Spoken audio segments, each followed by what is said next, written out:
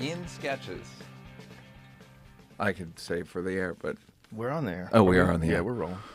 I just turned my monitor around because I could see myself and I didn't want to be. But what in sketches, I'll just open up with a Chappelle story because that's what everybody thinks I do anyway. Dave would be watching himself on the monitor. And I'd be like, I don't know, man, just be in it. And then I'd tell the cameraman to turn around. He'd be like, did Neal tell you to turn around? So he couldn't watch himself. It just felt like if you're doing Rick James, maybe just be Rick James, not see yourself as Rick James. Maybe it like affirmed that he's Rick James. Well, yeah, Rick James would look at a monitor. Yes. Absolutely. In that character, I would imagine. Yes. That's actually a good move. By the way, rest in peace, O.J. Simpson. Oh, my God. Rest in peace, O.J. Juice. We lost the Juice. We love today. You, Juice. Juice, we love you. Sam Tripoli posted something on Twitter today. It was O.J. Simpson. It just said, I did it. He posted it on Instagram. But I guarantee you that's fake. It looks like a fake tweet. Yeah.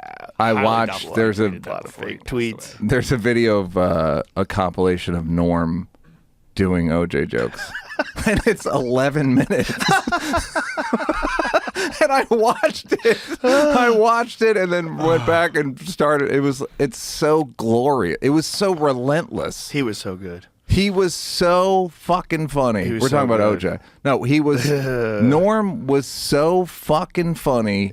And so the glint in his eyes. Yes. And half the time he was bombing on SNL because it wasn't really his crowd. Right. And he didn't care. No. He did not care. And he kind of got fired for it. Well, he had a view. You know, he had a frequency that he was on. And comics loved it and the audience loved it. But, yeah, it wasn't necessarily SNL. Yeah, it was the audience. Audiences at home liked it.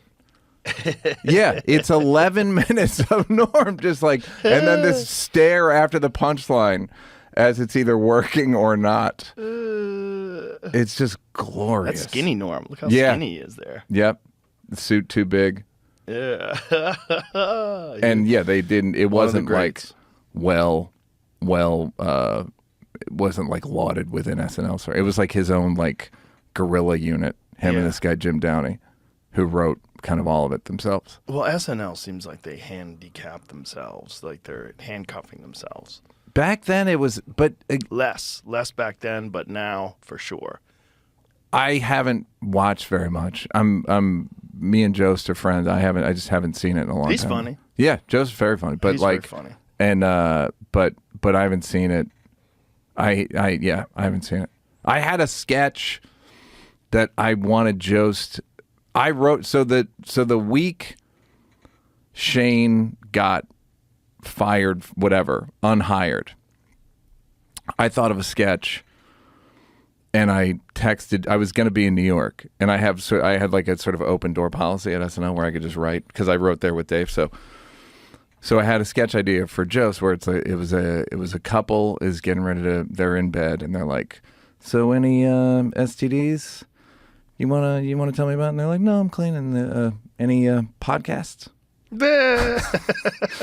And we wrote, and then it was like, I did one. It was a good idea about Shane, but like whatever. And then we wrote it, and then it kind of got shelved. Like my understanding was some of the people at the show didn't appreciate this, and then I was hoping I was going to text Shane and be like, "Hey, there's a sketch you should do," but I didn't want to be like. There's room for a show like that. Well, Gillian Keeves is that. Have you watched Gillian Keeves? I think I've seen a couple of the sketches. Fucking amazing. Yeah. It's fucking amazing. It's underappreciated. Within the Gillian Keeves fans, it's really appreciated, but the mainstream does not know how good those sketches are. He does OnlyFans dad, a dad who needs to make money, and so he does OnlyFans. It's fucking insane. It's insane. He does this Trump speed dating sketch. Oh my God! Oh, that one I think I saw. They're so very good. Fun. They're so good because it's buck wild. Because they're on the internet and Patreon and you kind of get away with doing whatever the fuck you want, and it just has to be funny. But that's really, you can't do that anywhere. You know, if you're on network television, you're dealing with so many executives. They're all terrified, and everyone's scared, and everyone's ideologically captured. And there's certain things you can't joke around about. And it's like, God, there's so much ground you can't cover, and it's just you handicap yourself. You just handcuff yourself. Well, it's also the as two aged men who have seen many parts of many eras of show business.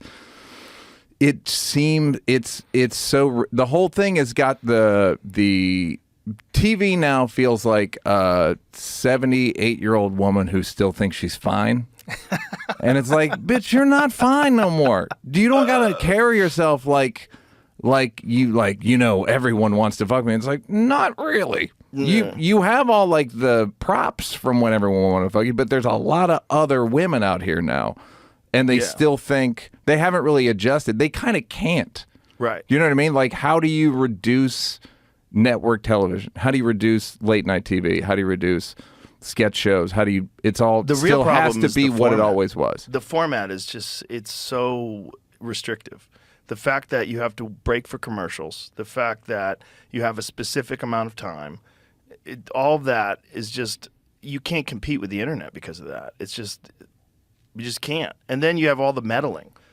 I mean, you've done networks. I mean, you dealt with Comedy Central. It was fucking insane over there. It was insane trying to tell them what is funny and what is not funny. I will say, after 6 episodes of Chappelle Show, they actually said, I believe the quote was, "We don't understand your show." So kind of just do whatever you want. They really said, like, we don't understand your show. It's funny. Right. Because that really was the funny. thing.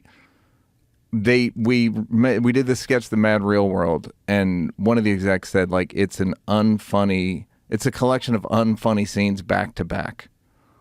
Wow. And I was like, well, could we at least show it to the audience? Do you mind? And then we showed it, and it crushed. Of course. And then I got in the exec's kind of ear, and I was like, I heard what you said about this, and she was like, hey, Neal, take it. Oh, they were bad. Because I was like, I was kind of attached to it. I was attached to it, and I was also I knew it's with any of these things. You know, you, Dave, anyone who's a star of the show, they're jumping out of the plane.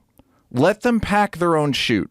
You know what I mean? Like, you're jumping out of the plane. If you don't want to say it or you're not confident in it, then you shouldn't have to say it. Right. And they wanted to pack the chute the way they thought a parachute should be packed. And it's like, no, let the jumper do it. And if it doesn't work, then you guys can. It's really like someone who's watched surgery who wants to cut. It's so dumb. It's so dumb. They don't know what they're doing, and their instincts are almost always wrong. And if they're lucky, they find someone who's really good who can kind of work around their nonsense and still create a quality show. But a lot of the times, it just gets in the way so much that you get like 60%, 70% of what you could have had. Yeah, and you got to also hope that you get that the audience overwhelms the network. Yeah. Meaning, South Park got off to a hot start. Well, South Park was South Park before Comedy Central was Comedy Central, right? Yeah, they made a video. They were a little wilder back then. Yeah. Comedy Central was kind of the renegade. Yeah. You know, and then South Park became so undeniable. You had to just leave them alone. They were so good. You just had to go, just shut the fuck up and leave them alone. Yeah, and that kind of has to happen. Yeah. So, like, and it kind of happened with Chappelle Show pretty quickly. Like, after the Blind White Supremacist game, there was the first episode today, they were kind of like, oh, and then the ratings were good. So they kind of didn't, they tried to meddle, but they kind of, their heart wasn't in it. It hit a cultural landmark. Yeah. It hit this thing where Chappelle Show was the show. It's like, when is it on? When is it on again? And yeah, whereas the Man Show was more like, yeah, it's doing pretty good. I think maybe we could help it somehow. Yeah. Or you kind of either want to, you need to, if you just have to succeed in a big way, and then they'll stop. Yeah, it has to be so undeniable that they have to get out of the way. And you have to actually say that. You got to get out of the way. Like, leave us alone. If you don't leave us alone. Yeah, if you don't leave us alone, we're not going to do it. And that's the only way to do it. It's like that format is just so limiting. And, you know, that format was all that existed. And that was the essential format for television. It was the only way to do it. You had commercials. You had an 8 p.m. time slot. This is all simple. You have 44 minutes with commercials. Do it. What would you do if you were the owner of NBC Universe? You know what I mean? Like, I don't know what these companies should do. Comedy Central's basically a production company now. Like, they don't. Yeah. Well, they're doing the right thing, I think, in switching to streaming, right? So it's just a matter of being able to get enough quality stuff on streaming and get people over there. So they're going to have to shell out a lot of money for big properties, and they've done that with, like, you know, Disney's done that, and Paramount's done that, and a few of these viable streaming platforms have managed to make, like, really good shows and put them on streaming, and they can still do that. You know, like, there's shows like Shogun, you know, which is just fucking so good. But, you know, it exists in both. It exists in streaming and on television, and they kind of make it for that. You know, you still have the commercial breaks, but when you watch on streaming, you just get the full episode. Yeah, And- I also think there's probably very little input from advertisers, meaning Right. if something's popular, people will just want to advertise on it. They Right. won't give a shit Right. what the message is. It family hour? Right. Does this line up with Procter and Gamble's values or any of that shit? Right. It's just like, yeah, are there eyeballs? Let's go. Yeah. But even then, I mean, there's people that try to push back even against Shogun. There was this thing about, like, why aren't there no black people on Shogun? Like, well, what do you think it's about? It's about Japan. It's like, what are you talking about? It's about. I thought Japan it in was the about guns. 1600s. Like, what the fuck is wrong with you? This Yeah. is exactly what it is. Yeah, I hope that didn't get very far. No, it doesn't get far, but it's Yeah. like they try, and that's the indicative of the kind of pressures that those people feel behind the scenes. Yeah. Because behind the scenes, it's all a bunch of grifters. It's all a bunch of network executive grifters that are all just working a DEI angle, and they're trying to make, like, where's the diversity? I mean, how many times have you had pitches where you bring it in, and they're like, where's the diversity? Like, I don't have that problem because I generally come with a diverse. Yeah, I am Mr. White diversity, but, like, I hear you. Yeah. And yeah, I don't the DEI behind the scenes shit. I think that they're scared. Yeah. They're just scared. There's just like, what's the latest priority culturally? So they go like, we have to service that priority, or I'm going to get in some kind of trouble. 100%. And they don't know. They're just blowing in the wind. And they're so expendable. You can move network executives around like chess pieces. You just move them around. Like, Chess? just That get rid of them. overstates. Yeah, not even chess pieces. Yeah. Yeah, it's not even tic-tac-toe. Yeah. Just move them along. They don't matter. They really don't matter. And basically anybody could do that job as long as you have good quality television.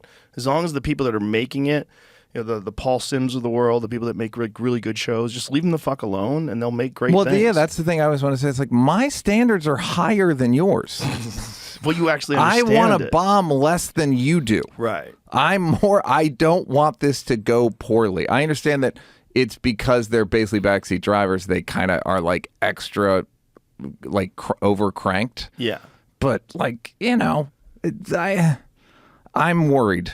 I'm more worried than you. I'm, again, jumping out of the plane. Yeah. Let me pack the parachute. Yeah. But that's not why they moved to LA. Well, they also want to make their mark on Yeah, everything. that's exactly right. They want to jizz in the soup every chance they can. There was a thing I remember when we were doing Half Baked. I wanted to say, hey, let us do what we want, and then at the end we'll pass around a hat, and you guys can take credit for something. And like, oh, the title. Okay, that's not bad. The cat. Like, just let us do the fucking thing. Right. But they want to do the fucking thing. Yeah, always. They want you to get started. Yeah. You get the started, and then I'll come in and be a producer. I'll be what I imagined a producer was. Yeah. And they did, but they don't have any original. I mean, but the good news is, you kind of defeated them. I mean, podcasts, YouTube, etc. It's like they're on there. It's hard not to kind of curb stomp them.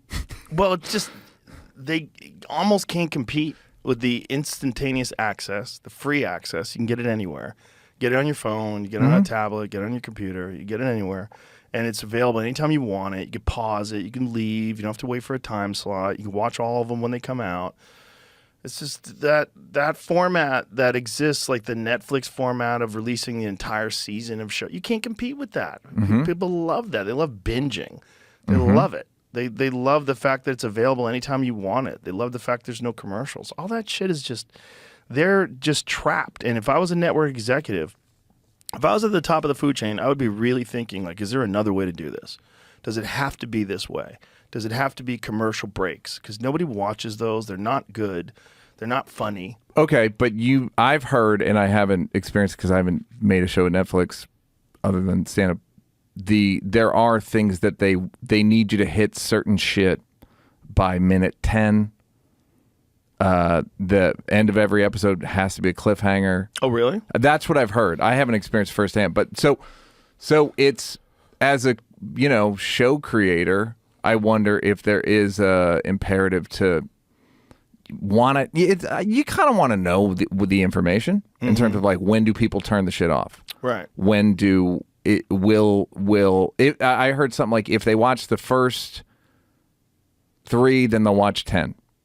Like, you have to, so they're like, front load the first 3 with plot, character, maybe sex. I don't even know what so I'm kind of talking out of my ass a little bit, but I do know that they have information. So it's a formula. That that they want. It's like, you want people to watch your shit or not? Yeah. Like, I in my new special's 53 minutes, because I don't need it. I've never been like, oh, good, it's an hour 20. It's never better longer to me. And 53 minutes is perfect. Yeah. It's perfect. And I move jokes up. I was like, that joke, it's like when you do the live show, the first really big laugh, like in my live show was probably I think it was at 11, so in Netflix I moved it up to like 7 or 8. Mm-hmm. You know what I mean? Get it like, in there quick. Like the big, like, oh fuck, like a different energy laugh. Yeah. Move it up. That's weird though. But I get it. It's a form. I'm meeting them where they are. Yeah. Do you know what I mean? I know what you're saying. Yeah. But like, I don't feel like I'm selling myself out, or like I'm Right. The integrity of my act. It's like, that's just how I did it. right, you're just formatting it for this very specific system as opposed to a live show. Yeah. Where you're like setting things up and Yeah, and at a live show, They're they not going can't anywhere. go anywhere. they're there. They're there because they They're want to be invested. there. At home, they can watch everything ever recorded. Yeah. right. I'm Right. competing with everything that's ever been made. The Godfather. Yeah. Can I Everything. beat? Is this better than The Godfather? Apocalypse Now? Yep. Heat. Yep. It's all That's on. right. It's all Rocky. Rocky. Anything. All of it. And every comedy special. Every one of and them. Norm. Yep. And OJ. And Patrice. Yep. Yeah. Everything. Yep. All the old stuff, all the new stuff, everything all together. Yep. It's an insane time for your attention. Like, Yeah. to try to captivate people's attention now. It's an insane proposition. There's just so much available. Are you? I mean, what's funny is you kind of it's not even the tortoise and the hare. You just haven't changed. You're just like, I don't know. I just talk for fucking 3 hours. Well, this is what I did in the beginning, so I just keep doing what I do. I do it because I like doing it this way. And in the beginning, like, Ari was the first one. He was like, you got to edit it. You have to edit it. No one wants to listen to 3 hours. Mm-hmm. I'm like, then don't listen. It's that simple. I don't care. I'm just going to do the best thing that I can do it how I feel like doing it, and that's it.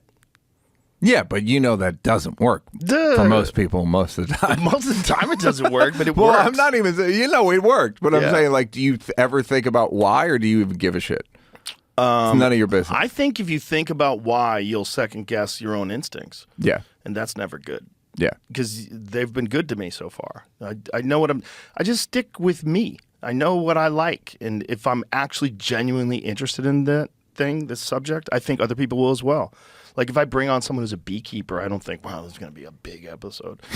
All I think is, like, I'm interested in bees. I'm going to Yeah. talk to someone who's really interested in bees. Like, tell me how do you do it? What's going on? What is your, do you look at which episodes do well, or you just firewall it, No. none of your business? None of my business.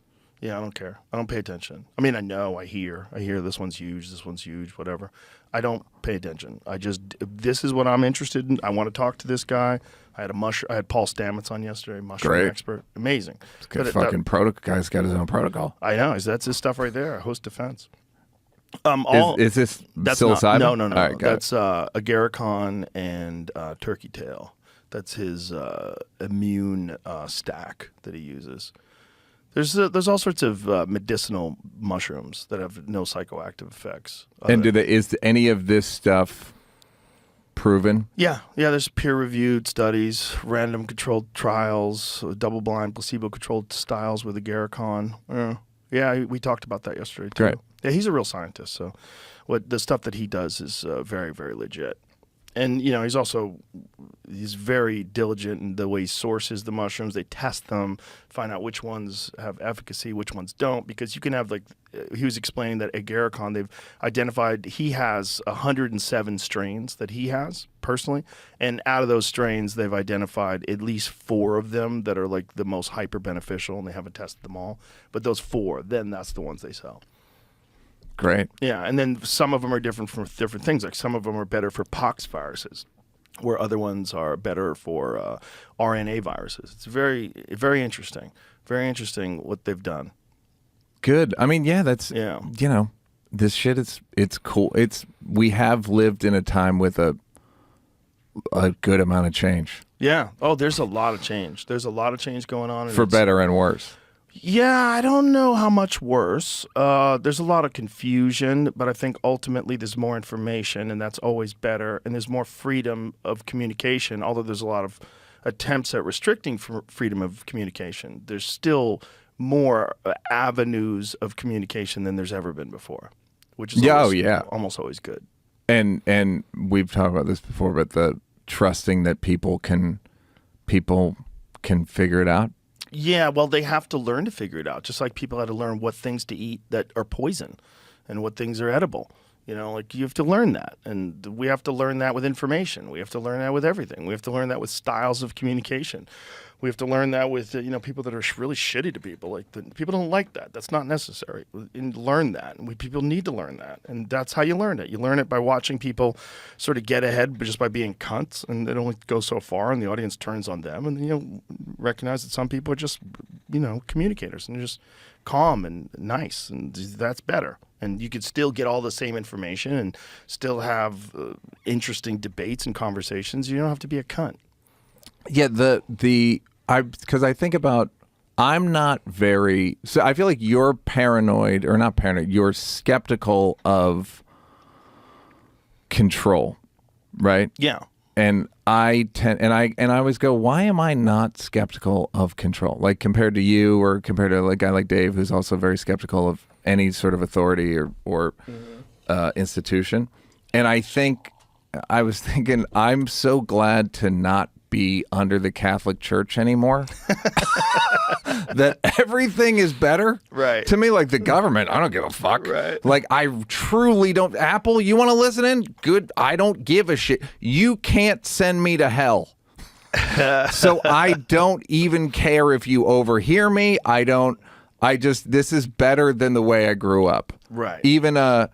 And then I'm skeptical. It's one of those yin yang things where I'm skeptical of too much information chaos. You know? Yeah. And it really, I'm sure this will be probably the balance of the next at least 20 years. Well, information chaos is also engineered, and that's one thing to take into consideration. That information chaos is not always organic. And I agree, but and then what about that? If Russia, China are enemies, in quotes, wink, wink, whatever. Yep. Like what? If somebody's Dave made the point that if a country has racial divisions anyway, and then an outside actor foments them, it's the country's fault for having them in the first place. And it's like, yeah, but that's kind of bullshit, because like if there's a marriage that is having trouble and then someone comes in and fucks with it, that's the outside person's fault. Because the married people want it to be good.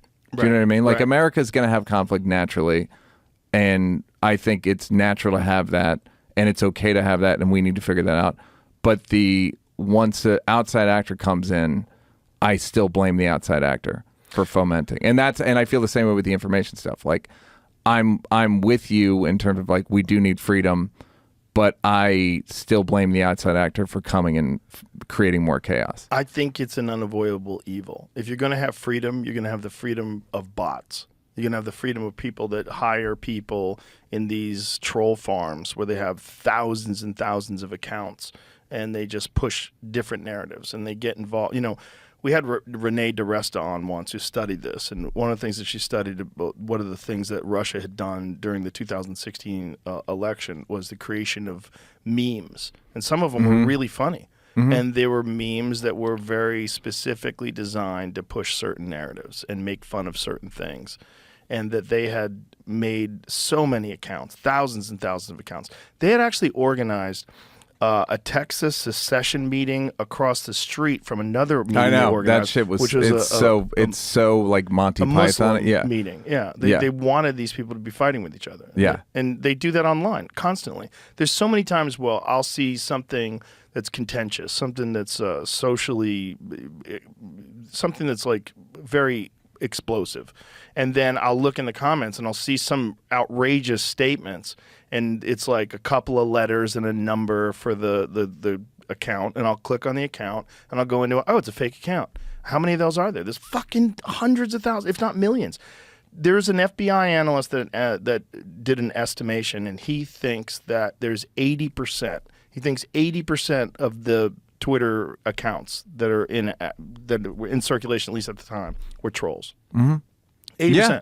And so that would be part of the information chaos thing that I'm like a bit like, this is going to be bad. It's bad now, and it's probably only going to get worse with AI and all that shit. And I don't know what I don't know if we talked about this, but like if there was a governing body, you know, let's say like let's say over all of social media sort of morality or whatever, or ethics, who would you even put on it? You can't.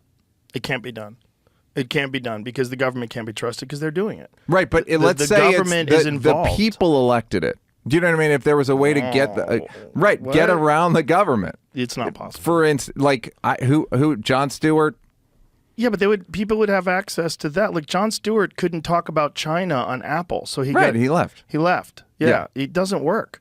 No, I'm with you. That's corporate. I'm saying like who are even. I think the solution is more complex. The solution is go on. The solution is technology ramped up to a point where lying is impossible. And I think that is going to be tied. You're going to be able to have opinions, but lying about specific facts, I think, is going to be far more difficult with widespread use of AI, and also when people have universal ability to translate languages instantaneously. Right now, it's a little clunky. You could read tweets and you could say translate the tweet. You can do things like that, but you don't necessarily know what the fuck is going on. When it's universal, when you're going to have instantaneous translation into that, it's going to be far more difficult to deceive people when you have instantaneous access to AI, which is, as long as the AI is not biased, which we've seen.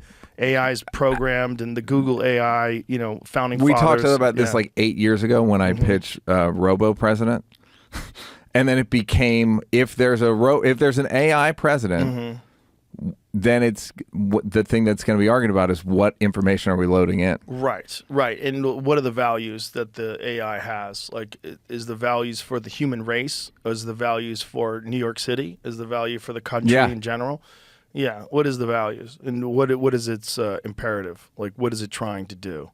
Yeah, but the thing is, like, that's rudimentary AI. As AI scales up and gets far more advanced, and it's going to happen very quickly, it's going to bypass all that stuff, and it's going to come up with some sort of a moral, ethical foundation that everybody is going to have to operate under. That's good. It's going to be very weird, Neal, and it's going to be very weird very quickly. Very quickly. I totally agree with you. Yeah. I completely agree with you. I mean, in some ways, whenever I hear about AI, I'm like, help us, AI. Come and sit. When they're like, it may obliterate us, I'm like, but if it doesn't, please help us, AI. Please help us get out of all this garbage we've gotten ourselves into. Yeah, it could both help us and obliterate us. It's going to be a wild ride. It's going to be a wild ride. And when do you think it'll be? 4 years at the most. In 4 years, we're fucked. In 4 years, everything's tossed. Everything's fucked. I mean, there's so many things that are just we kind of like let slide today that won't be able. You're not going to be able to let like congressional insider trading slide. It's going to be a real problem. You're not going to be able to have bills where you have a border funding bill that also has funding for Ukraine. Yeah. Like there's all that kind of stuff is going to have to go by the wayside. You think AI will prevent that? Yeah. How come? Well, because people will be able to analyze everything about every bill instantaneously. It's not going to be as simple as, you have to sit down and read a 2,000-page bill. It's going to be AI is going to break it down, and it's also going to break down who the people are that proposed the bill, and then also what the influences these people have in terms of who their donors are. And you're going to get like very specific breakdowns of what all these things are, and people will be far more informed. My feeling on that is that people are in some ways are informed, and we're all kind of powerless to change it. There's a little bit of that right now. Do you know what I mean? Yeah. Like Citizens United, or like dark money, or astroturfing, or pork and bills, or tying things together, or emergency. It's just all the shit of like, how the fuck are we supposed to even move the needle at all as people? Right. At all. It seems impossible It the way definitely the does shit's now. set up. Yeah, it definitely does now. And AI doesn't seem like, I don't think the problem is a lack of understanding. I think the problem is it's the system set up so that it's the only way to get a law made is like getting a building name. You got to have $10 million. Yeah, there's a little bit of that going on too. I mean, there's no way to run for president unless you have hundreds of millions of dollars backing you, which is just insane. It's insane, and the money in There's politics. no way to run for Senate. Yeah. without 100. You know, 100. Right, you're getting a job that's $150,000 a year, and you're spending People in hundreds the of millions. primary have 100. Yeah, Sweetie. isn't that nuts? Isn't that nuts? Yeah, it's people like insane. Nikki Haley that had no chance of being president had hundreds of millions of dollars Yeah. behind them. Yeah. And that's bananas. just like, fourth runner up. Yeah, Congratulations. Yeah, it's and that's one of those things where like, how does AI help us? Supreme Court's locked in for as long as they live. Fucking insane. yeah, Yeah, insane. until you die. A star like a sci-fi star chamber until you die. Wow.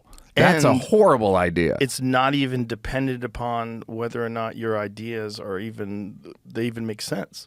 Like, did you see Ketanji Brown Jackson, who they asked her what a woman is, and she said, "I'm not a biologist." Like, Yeah. right, but you're a woman. Like, maybe take a crack at that. You know what's funny is because you go more right. You go to her, and I'm thinking Alito. What did Did you Alito see do? what's whatever? Alito. Well, I'm those just guys- talking about one Yeah, no, of specific course. thing Yeah, that's of course. ridiculous. If Yes. you ask me what a man is, I can Yeah. tell you what a man is. And Yeah. I'm not a biologist either. Yep. But I am a man. Yep. Yeah. So I do worry about. To me, it's not even a lack of information. Sometimes it's a lack of information. I mostly think it's rigged against the people. It's rigged against the citizens to not have any say in any of this shit. It definitely is somewhat, but you also do need someone who actually understands the law to withhold the Constitution, to uphold it, and to make sure that like you don't pass things that do violate very core tenets of how our society is structured. What did Alito do? I don't know. I'm just, as a liberal, I'm just like, it seems like those guys want to like get. I'm pretty very liberal. rid I'm of- just liberal what a liberal used to be. Right. You know? No, that's what I'm saying. You Yeah. lean more right. I don't I don't even lean point. more right. I lean more center, which is right now. Yeah. It's so, the left has gone to so far to the left. It's gone so far into this strange territory, this bizarre land of cult-like thinking. It's very strange. It's driven by it's sort of, everyone's afraid of upsetting. It's the tyranny of the minority. Yeah. No one can say, "Hey, do me a favor, shut the fuck up, or we're gonna lose all of this." Right. If we make this about just your minor grievance or issue, we're gonna lose the whole thing. But it becomes about the various, DI or transgender or whatever, all these things that are not unimportant, but they're just not the most important. And no, you're not allowed to say to someone anymore, your shit is not the most important thing. Because of whatever the egomania of our culture, Everyone's issue is the number one issue. And it's like, no, it's the number one issue for you, but it's not the number one issue for half of the population of the country. Well, it's also the thing is if you oppose any of these protected ideas, you get attacked. Yeah. You get attacked and labeled as the worst thing possible. Yeah. Whatever that is. When you're at the time. when you agree with them in 99% of other issues. Yeah. Yeah. But they just prioritize. It's just this thing of like, no, it's like the kids playing soccer where it's just running a bunch of, this is the most important thing. And it's like, is this really? And then you can't go, the fuck are you talking about? You have to go, yes, I honor. You have to start bowing, and I honor. You have to do the Nancy Pelosi down on a knee with the kente cloth. And it's like, no, that's an important issue. It can't be it might not be the most important issue. And then they go, well, then we're going to withhold our vote. Oh, really? You're a fucking child. Yeah. And you don't understand the way politics work if you're going to withhold your vote because of one issue. Yeah. And it happens, and it's also a revolving thing of like, we're going to withhold because of Israel. We're going to withhold because of transgender. We're going to withhold because of DEI. We're going to withhold on and on and on and on. Yeah. And it's, as someone who is on their side, it's a bit like, oh, please shut the fuck up. Yeah. Because you're going to blow this for all of us. Well, each party becomes captured by the most extreme versions of it. Yeah. You look at the right gets captured by, when people think of the right, they think of like Proud Boys or something like that. Yeah. They think of guns. Yeah. The left, they think of Antifa. Or now abortion, yeah. Yeah. There's always something. Yeah. So there's always something that's ridiculous. And then it turns out that like the Republican stats on abortion are like 55% of Republicans think abortion should be legal. You know what I mean? And it's like, well, then how the fuck did they? Right. Because it's it's almost like they always say about Republicans, they're like the dog who caught the car. Like they use abortion as a driving issue, thinking like it'll never happen, and then it happens. And they're like, oh fuck. Yeah. Okay, I guess Arizona goes, okay, we're going back to 1864 or whatever. It's a law from the 1800s that they upheld 2 days ago. Well, it's always interesting how ignorant people are about the rest of the world too. Like, I'm going to Europe where women have the right to choose.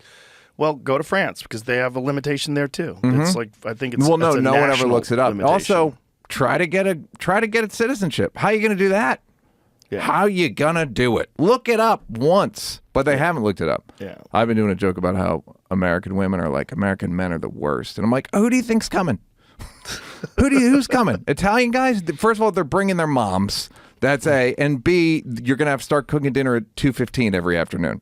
I hope you're happy. Well, that's the least of your worries. Sharia law. That's the ultimate punchline. Yeah. It's like, Middle Eastern guys, I'm not even going to finish this joke because they don't have the best sense of humor about their But if you look up genital mutilation, it's really grim. Yeah. In terms of what these other guys are out here doing, ladies. Yeah. Not like us American hero men. No, but it really is like a pretty, people don't look it up. They like sulking. Yeah, but also there's so many issues that most people are just not informed. They just know what their side goes with. And so they adhere to whatever the doctrine is. I remember looking up abortion laws worldwide 4 or 5 years ago and being like, oh, it wasn't as like blanket as I thought. Well, Burr had the best bit on that. I think you should have the right to choose, but I also think you're killing a baby. Yeah. Yeah. Uh-huh. I mean, at a certain point in time, it is a baby. It's the question is like, who gets to decide? Right. That's the whole thing of when, because I did a joke, liberals have to support everybody, not fetuses. And the New York Times wrote me up like, I just saw Neal Brennan do a sort of anti-abortion joke, and it was like joining Bill Burr and George Carlin, and I was like, are you trying to insult me? Because thank you for that fucking barbed insult. But yeah, like even knowing when, even if you go, no, I believe it doesn't start, it's all sort of scientists like the heartbeat or the fetal whatever. It's all a bit like you're all guessing. Yeah. And I'll admit I'm guessing. It's just which guess suits my needs. Do you know what I mean? Right, Like, right. if I got a girl that I'm not trying to be with who's pregnant, whose period's late, I'm like, I believe in abortion to the 5th trimester. Like, I believe in it late. Whereas if I'm if I'm 65 and can't get somebody or whatever, probably can't get 65. someone 65 or whatever age. There is no age of. Al Pacino just had a kid. Al Pacino's 80 years old. Oh, I know. Fuck. 80 years old. Yeah. And he also wanted to make sure the kid was his, which is like a great way to start. Somebody I know was doing pickup at school with De Niro. Like, Yeah, he just had a recently, kid. it was just like, Yeah. I can't believe you're still doing this. Well, isn't this like, I mean, how many times has he been married? These guys just dive right back in. Yeah, I've never understood that. I've never understood that need. Like, Rupert Murdoch just did it. Rupert Murdoch just got engaged. I think they're just comfortable with having a partner, and they just don't want to exist in this weird state where they're texting people and calling people, especially when you're in your 70s. You're trying to hook up. Don't get me wrong. It's humiliating. Right. I bet if you're a 70-year-old famous guy and you get divorced, I bet it's probably pretty easy to find someone new who like plays the role, and probably pretty easy to get duped. Pretty easy. Yeah, because they know. Yeah. For like the time is on my. If I'm the girl, I'm like, time. I just got to ride this baby out. Yeah, all Like, you have fucking- to do is just be the right person that this guy needs for a small amount of time, and you don't have to work ever again. Ever. Like if you're a person who's running around there scratching out 60, 70 grand a year and barely getting by, and then you hook up with And Robert in order De to Niro. change your life, you just have to need to stand in Robert De Niro's eye line Yeah. Yeah. with what my friend calls available sexual energy. Yeah. Available sexual energy, and just be nice. Just be nice to him. That's all he needs. Just talk to him. You're candy striping. Yeah, you don't have to work hard. Just don't be offensive. Don't be rude. Don't fuck with him. Don't insult him. Don't play the same games that you'd play with a 30-year-old guy that doesn't have any money. Nope. Play a different game. If he doesn't text you back, it's because he doesn't know how to text, sweetie, because he's a fucking old dude. Or he doesn't have his glasses, so he Yep. can't see what you wrote him. A lot of this. Yep. That's the sad part about being our age is anytime I go look at this meme, all my friends have to put glasses on and start holding. Just like, oh, Exactly. fuck Christ. It's fucking humiliation. You can mitigate some of that. There's certain vitamins that you could take that stop macular degeneration. Pure Encapsulations has a macular support formula. But does it work? It's legit. Yeah, it stopped it. It stopped it for me. For you? Yeah, totally stopped it. Totally stopped it. You were like, do you wear glasses? Contacts? I can. Yeah, I wear glasses when I write. You know, I wear reading glasses when I write, but I can look at my phone, no problem. I could read websites, no problem. Did it get better or it just stopped? Got a little better. Yeah. Great. A little better with red light, too. Red light therapy. You have a red light bed that I lay in. And that are your eyes open? Yeah. Yeah, keep your eyes open. And you're laying in a bed. Yeah, it's just staring at red lights, just chilling. Usually I just listen to books. Yeah, I would like to do that because it's worse. It's such a bummer. Ari got surgery. He got LASIK on his eyes, and then his eyes got worse after the surgery. They got better. That can happen sometimes, right? Well, you have the natural course of macular degeneration that takes place as you age. So his eyes were great at first. Like, this is great. I don't have to wear glasses anymore. And then a couple years later, 5, 6, 7 years later, starts getting really shitty again. And it's just, they go, yeah, that's just what Yeah, happens. I think that happened to Bill Maher, too. It got worse. He kept getting LASIK. Maybe I'm remembering this wrong. And then at a certain point, they're like, we can't LASIK you, and you just have to wear glasses. That's scary. Getting more and more eye surgeries is fucking terrifying. Yeah, that's probably the one that makes you wince the most. Because it those doesn't videos. It doesn't go well every time. Like, there's certain times where people get infections, or it just doesn't heal Or you right, just your eyes are fucked. Yeah. You have a halo around lights and shit. Oh, yeah, I have a friend who can't drive at night.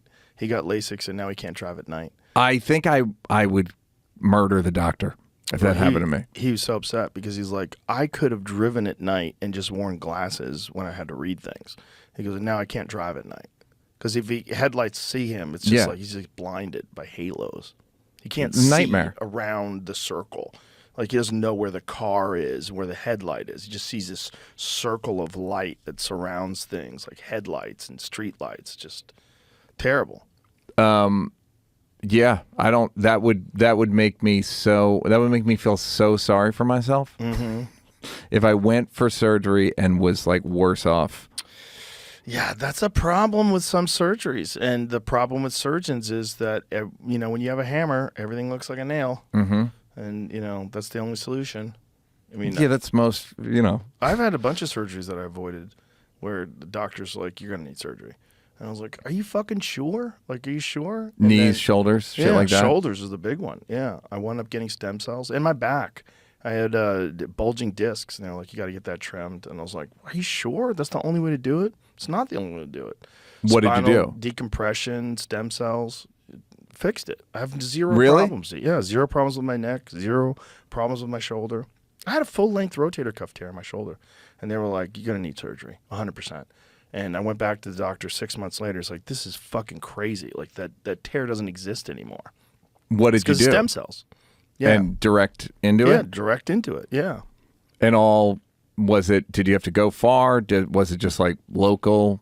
I did it in Vegas and I did it in LA. I did it several times. I think I did 3 injections in my shoulder. And then 6 months later, I got another MRI. And they're like, "You don't have a tear anymore." The doctor was blown away. Because this was all, we're talking about, I think my injury was like 2015, 2016, somewhere around then. So this was all fairly recent in terms of like the amount of the kind of results that they were getting. And this doctor had never seen anything like it. He was blown away. He'd been an orthopedic surgeon for 20 years. Did you have to do anything? Did you have to rehab it? Or Yeah, I did regular rehab. Like once I got the surgery, I do. But you're trying to bring back.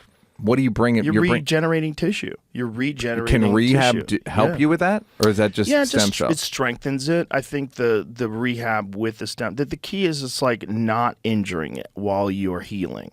And the problem is it starts feeling better, and then you start pushing, and then you re-aggravate the injury, and then you're in this repetitive cycle. But if you can avoid that, like my friend Shane Dorian, he's a big wave surfer, and he got serious stem cells down in Tijuana where they could do wild shit. And he got his entire back done. So they put him under, and they do every disc in his back. And they're like, "You can't do anything. Like, you can only walk for like a couple of months. Like, that's all you could do." And for a guy like him, who's a world champion surfer, and he's an athlete, and he's always exercising, he's always doing something that was crazy to just not, all you could do is walk. But now he feels fucking incredible. And it's just months later. Has the back of his old back. Well, it's definitely a lot better than it used to be. Yeah. And that's the key to these things. And if you were allowed to do those in America like you're allowed to do those overseas, I think you'd see remarkable improvements. But the problem is then you have orthopedic surgeons who don't want this to happen, and they'll try to tell you not to do it because if more people do it, and they start telling more people to do it, people are going to avoid surgeries, and they're going to be out of a job. There's one of these in Jimmy, if you bring this up, there's a film that they can put on teeth that will basically just prevent cavities forever. Really? Yeah, I saw it like 3 weeks ago. There's like a microscopic film, invisible. You they kind of paint it on. They want to do it on kids, low income kids, and it will, again. Maybe I misread it, Jamie. If you look it up. Wow, I haven't heard of that. That's yeah. crazy. No, it's a new thing, but there are, and I'm not even. I mean, I am conspiracy minded in terms of like, yeah, people will try to prevent that, but I wonder which ones they'll let through. Well, if there's money in painting people's kids with that stuff, they might let it through. The scariest one is fluoride.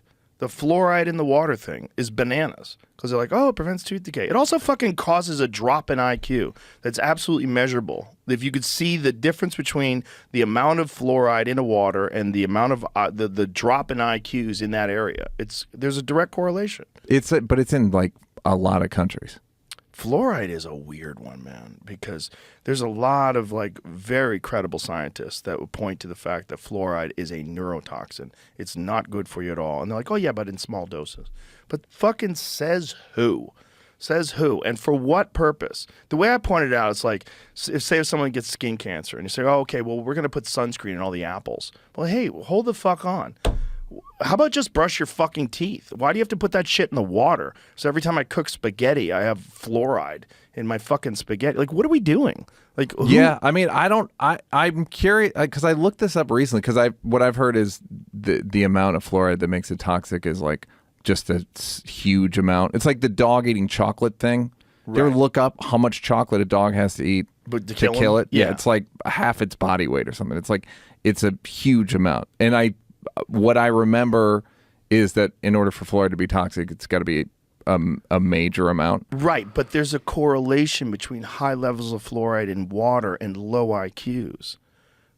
We don't really know, and it's developmental cycle of a child that you're interfering with. Mm-hmm. So if you take children and you give them this neurotoxin and you have it in the water to prevent them from getting cavities, and you literally lower their IQ, which seems possible. Yeah, I don't know. I don't know how they came to the decision. There's no fucking reason to do it. There's no reason to do it. It's stupid. Cavity-fighting liquid prevents 80% of cavities. Finds largest U.S. study. New treatment uses silver diamine fluoride. Sorry, buddy. Which is an inexpensive liquid that prevents Guys, cavities. I should have never brought it up. Well, it's a surface thing, though. You're not Yeah. covering Well, your it's fucking... stuck in your mouth, though, I think. You're not drinking it. What's it saying? Dental cavities are a distressing sensation that, if left untreated, can result in terrifying pain, swelling, and restless nights. A team of researchers from New York University identified a cavity-fighting solution that is both effective and affordable. The new treatment uses silver diamine fluoride, which is an inexpensive liquid that prevents cavities and even shields the existing ones from getting worse. So that doesn't really prevent you from getting cavities. It stops cavities. Didn't it just say it prevents cavities? Them. Well, it An says inexpensive liquid that prevents cavities. But does it cover the teeth and prevents future cavities? I believe maybe in the next paragraph it'll say that. It's quicker to apply and less expensive than sealants. So it seems like they're doing it on cavities. Prevent and arrest cavities, reducing the need for drilling and filling. So they can prevent cavities on people that don't have cavities, and then they can fill the cavities with this stuff and prevent them from getting worse. Dental cavities are prevalent concern. Centers for Disease Control. But doesn't just brushing your fucking teeth prevent cavities? Yeah. Yes. This I don't is one have of those cavities. things. No, I have. I haven't had cavities since I was a little kid. I just brush my teeth. Thank you, fluoride. I don't think That's it's fluoride. tonight's episode of I Joe have a Rogan. well. I don't have fluoride in my home water. Is that true? Yeah. Yeah, I try to avoid fluoride wherever possible. You live with It's not fluoride. I mean, but good with- the first half of your life was you were riddled with fluoride. I'm sure I got it. Until Well, I you used moved to use here. fluoride tooth. No. Yeah. Even when I lived in L.A. No, But that's what I mean. I never drank water Oh, out you of the didn't? tap. You had your own well, I or you had never your drank own water out thing? of the tap. Interesting. Never. It's fucking terrible for you. It smells bad. It smells like chemicals. And even if it's mostly okay, it's why are you doing that to yourself? Have you ever seen any of the studies on fluoride? And The ones I saw were just documentaries on it's fluoride. pretty minor. The ones I've seen. It's not necessarily minor. It's poison, and it's not necessary. There's no reason for it, and it seems like there's a lot of money tied into fluoridating drinking water. Look up countries that fluorinate their Fluoridate their water. Because it's. Michelle, I a lot looked of it them do up. it. Yeah, I looked it up. So if we all have bad IQs, it's fine. Did you watch the Synanon thing? The what thing? There's a HBO documentary about this. You'll really like it. It's About what? it's called Synanon. Synanon. It was like a group. It was a bit of it was a cult, and then it started out as kind of a self-help, as a 12-step fellowship. It's the classic. Then it became a cult. Then the leader goes crazy. I'm on it. It's only episode 2, but it really does follow the thing of every cult. At some point, the leader goes, "Hey, I spoke to God, and He needs me to fuck all your wives." Sorry, guys. Synanon. Yeah. What is it about? So it's an old cult. It's from the 70s, yeah. The golden age. Started in the 60s, went into the 70s, starts in black and white. Anything about this? Yeah, it's on HBO Max or whatever. I'll have to shave Everyone their head. shaves their heads. That's so it's important. fucking right up your alley. There's the guy. Yeah, look They at have him. audio of him screaming at them. An attack against Synanon was an attack against Yeah, America. it's fucking custom made for you. That's crazy. beautiful. I've literally never heard It's been of on this. for. It just came out last week. so I many have a of these. thing in my new Netflix about where I'm talking about you. I'm talking about the outsized role that because corporate leaders are basically a piece of shit, politicians are a piece of shit, clergy, imams, pastors are pieces of shit. Now somehow it's all become like, well, what do the clowns think? Now it's up to comedians to be the moral arbiters. And it's you, Dave, I mentioned Ellen, I mentioned Kevin Hart, I mentioned just all these people that's like, why are you guys consider? I mean, I know why, because it's just everyone else couldn't do it. And comedians have opinions, and like Carlin was moral sometimes. Jon Stewart is moral, you know, but it's one of these things, it's like, it shouldn't be up to us, guys. Right. We're like, we shouldn't be the backstop. We shouldn't be the moral backbone of America. We're one of the rare people, the rare groups of people that are allowed to speak freely. Yeah. And that's what it is. It's like we're the one, as long as we can find an angle where it's funny. Well, that's the thing, is people are mad. It's like on here, people get mad at you for not being reading the talking points of the National Institutes of Health. You know what I mean? Like, I never understand what people want you to be. Like, what do you or walk me through this, where Joe says everything you want him to say. It's not possible. It's also not. It's not a show anymore. Right, but you can't make everyone happy. It's impossible. Yeah. And if you try to operate in this world where you're trying to make people happy versus just trying to be honest, right, you're fucked. You're fucked. You're fucked from the jump. There's no way to do that. It's not possible. You won't be you anymore. You will be compromised. Yeah. You know, I mean, I feel that about so many things. I feel that about reading comments. I don't think you should read comments. I don't. I think that it's been a detriment. Yeah. To certainly like public comment or whatever we do, whatever like public speaking, because it really does kind of, you think about like, well, what's the worst thing you could possibly say about what I'm thinking of saying? Right. And well, it's a bad way to approach things. It's also people that are deeply dishonest. Of course. And deeply unhappy and deeply antisocial. Like they did with your joke about abortion. Like, oh, right. he's just a grifter. He's a pro-abortion grifter. Yeah. Trying to get that right-wing money. Instead of just trying to make a point. But everyone's trapped. They're trapped in these ideological bubbles, and they don't know what to do. And it's if you keep reading the comments on that bubble, you will stay trapped. You will stay trapped. You're fucked. You have to be able to think freely and express yourself freely. And you can be wrong. And if you're wrong, you have to be able to admit you're wrong. And you have to be able to say why you're wrong and why you thought this and why you think differently now. And that's just a function of being an honest human being. And it's possible to do. But god damn, that is a whitewater rafting trip that is fucking filled with rocks. Yeah. There's bears catching salmon and you're full. It's crazy. Scrape your fucking yeah. It's scary.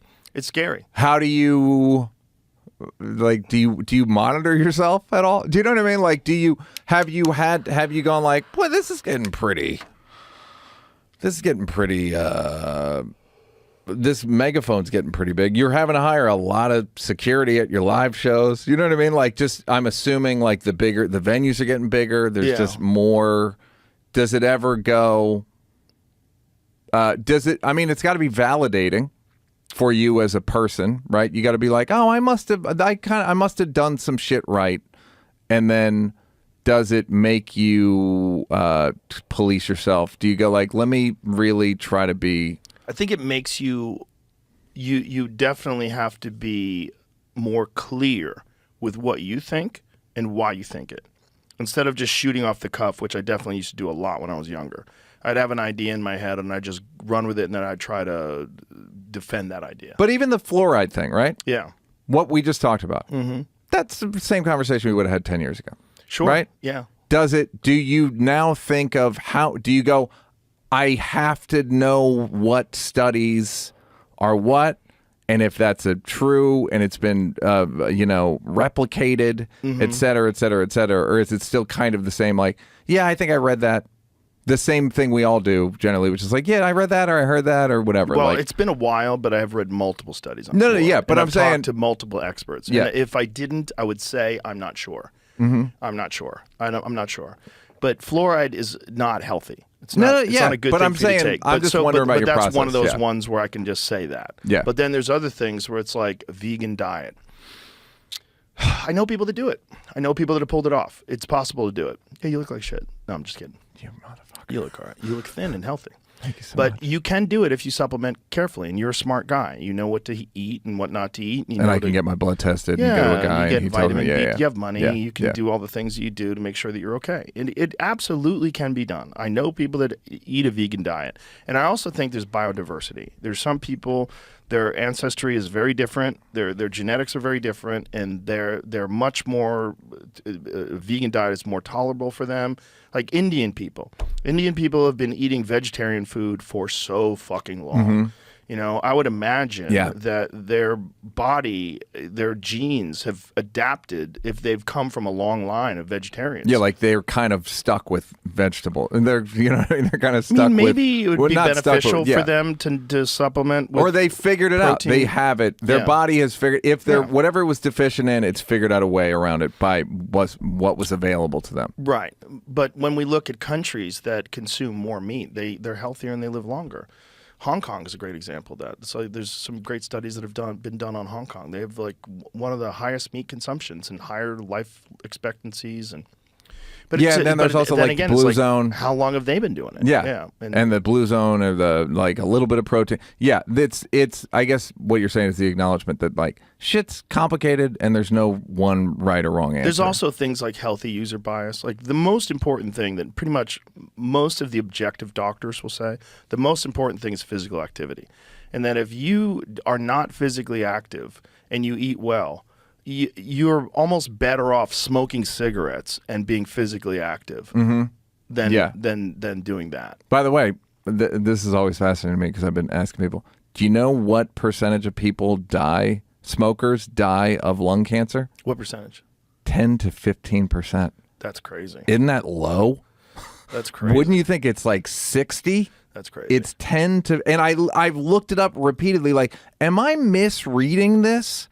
The amount of smokers that die of lung cancer is 10 to 15%. But do they die of other stuff? Well, along yeah, the of way? course, comorbidities, et cetera, et Yeah, cetera. But because like, it's like smoking just in general. Like you're limiting your oxygen intake. There's a lot of factors. There's yeah, but toxins. it's not as bad as you'd hope. right. You know what I mean? That's this one doctor that I was talking to that was very adamant about that. He goes, physical activity. If you don't have physical activity, you might as well be a drinker and a smoker. Yeah, you're fucked. And then there's also the loneliness thing. Oh, yeah. That's a big one, man. It's a big factor. What percentage of folks? Studies found the risk of developing lung cancer increases to 14% if you smoke cigarettes. If you smoke 1 to 5 cigarettes per day, your risk is around 7.7%. And if you smoke more than 35 cigarettes a day, you have a 26% chance of developing. Well, that's a lot. That's all 35 By cigarettes. 80, though. By 80. Yeah, I know. That's like a There you whole go. lifetime like- of smoking 35. What is that, a pack and a half? What Yeah, is, almost two. Almost 2, yeah. is packs 40? Yeah. 20 in a pack. Wow. 26%. 2 packs is That's still 3 out only- of 4. Yeah, it's like you're. Which, by the way, is the exact same number of FDA drugs that get pulled. 25% of all FDA-approved drugs get pulled because they kill too many people. Oh, right. When they're like, oh, fuck. Whoopsies. We didn't test it good enough. Yeah, whoopsies. We believe the pharmaceutical drug companies. Yeah. That was the weird one for me during the pandemic was the trust in the pharmaceutical drug companies. And especially when I started talking to experts that actually spent their living litigating financial settlements for adverse effects of drugs. And you find out that scientists, when you hear about peer-reviewed data, they're not even allowed to see the actual data. They see the analysis of the data by the pharmaceutical drug companies that perform the studies. I'm of two minds about this because on the one hand, I agree with you and I've had similar experiences. And on the other hand, I'm like, I don't fucking have time to do the research Right. on all of these things myself. And I have a lot of time. Like, do you know what I mean? Like, everything's fucking corrupt. Right. And it's so aggravating and so like predictable because it's just human beings and they're just going to be corrupt. And you just have to hope that the thing that the pill you're taking wasn't a victim of the corruption or the operation or even the stem cell or whatever you do. You just have to hope it wasn't a victim of humanity. And I'm with you because I've heard shit about I've learned you can test for anything. I've heard statisticians say you can make anything. You can crunch numbers any way you want to get to what you need. Well, they certainly have done that, and that's the big Vioxx scandal. Like in the emails when they released Vioxx, they literally said, Which one's Vioxx? Vioxx is an anti-inflammatory that they use that is no better than non-steroidal anti-inflammatories like ibuprofen, and it's killed somewhere in the neighborhood of 60,000 Americans before it was pulled. Well, there was that other one, the the antihistamine that wasn't anything. What's that one? The Sudafed one, the one that was like a month and a half ago. Most cough medicine wasn't medicine. What? Look Really? at it. It was. I assumed you did like an emergency episode about this. When I never even heard of it. No, I don't even know what to look up. Cough medicine isn't medicine. Fraud. Yeah, look up cough medicine isn't medicine. It was fucking insane. But again, my kid has a cold. Right. So my kid's literally stuffed up this very second. I'm a parent. The fuck am I supposed to do? Right. You get medicine. This is medicine. It's at the store. Cough medicine. Got it. I got cough medicine for okay, him. good. I'm a good parent. Head This home. should knock it out. Yeah. And it turns out it's just a bunch of garbage. What is it, Jamie? Did you find anything? I'm trying to dig through. I got conflicting information real quick. So I'm trying This is what happens, Joe. Yeah. This is the pharmaceutical drug companies are like little trolls.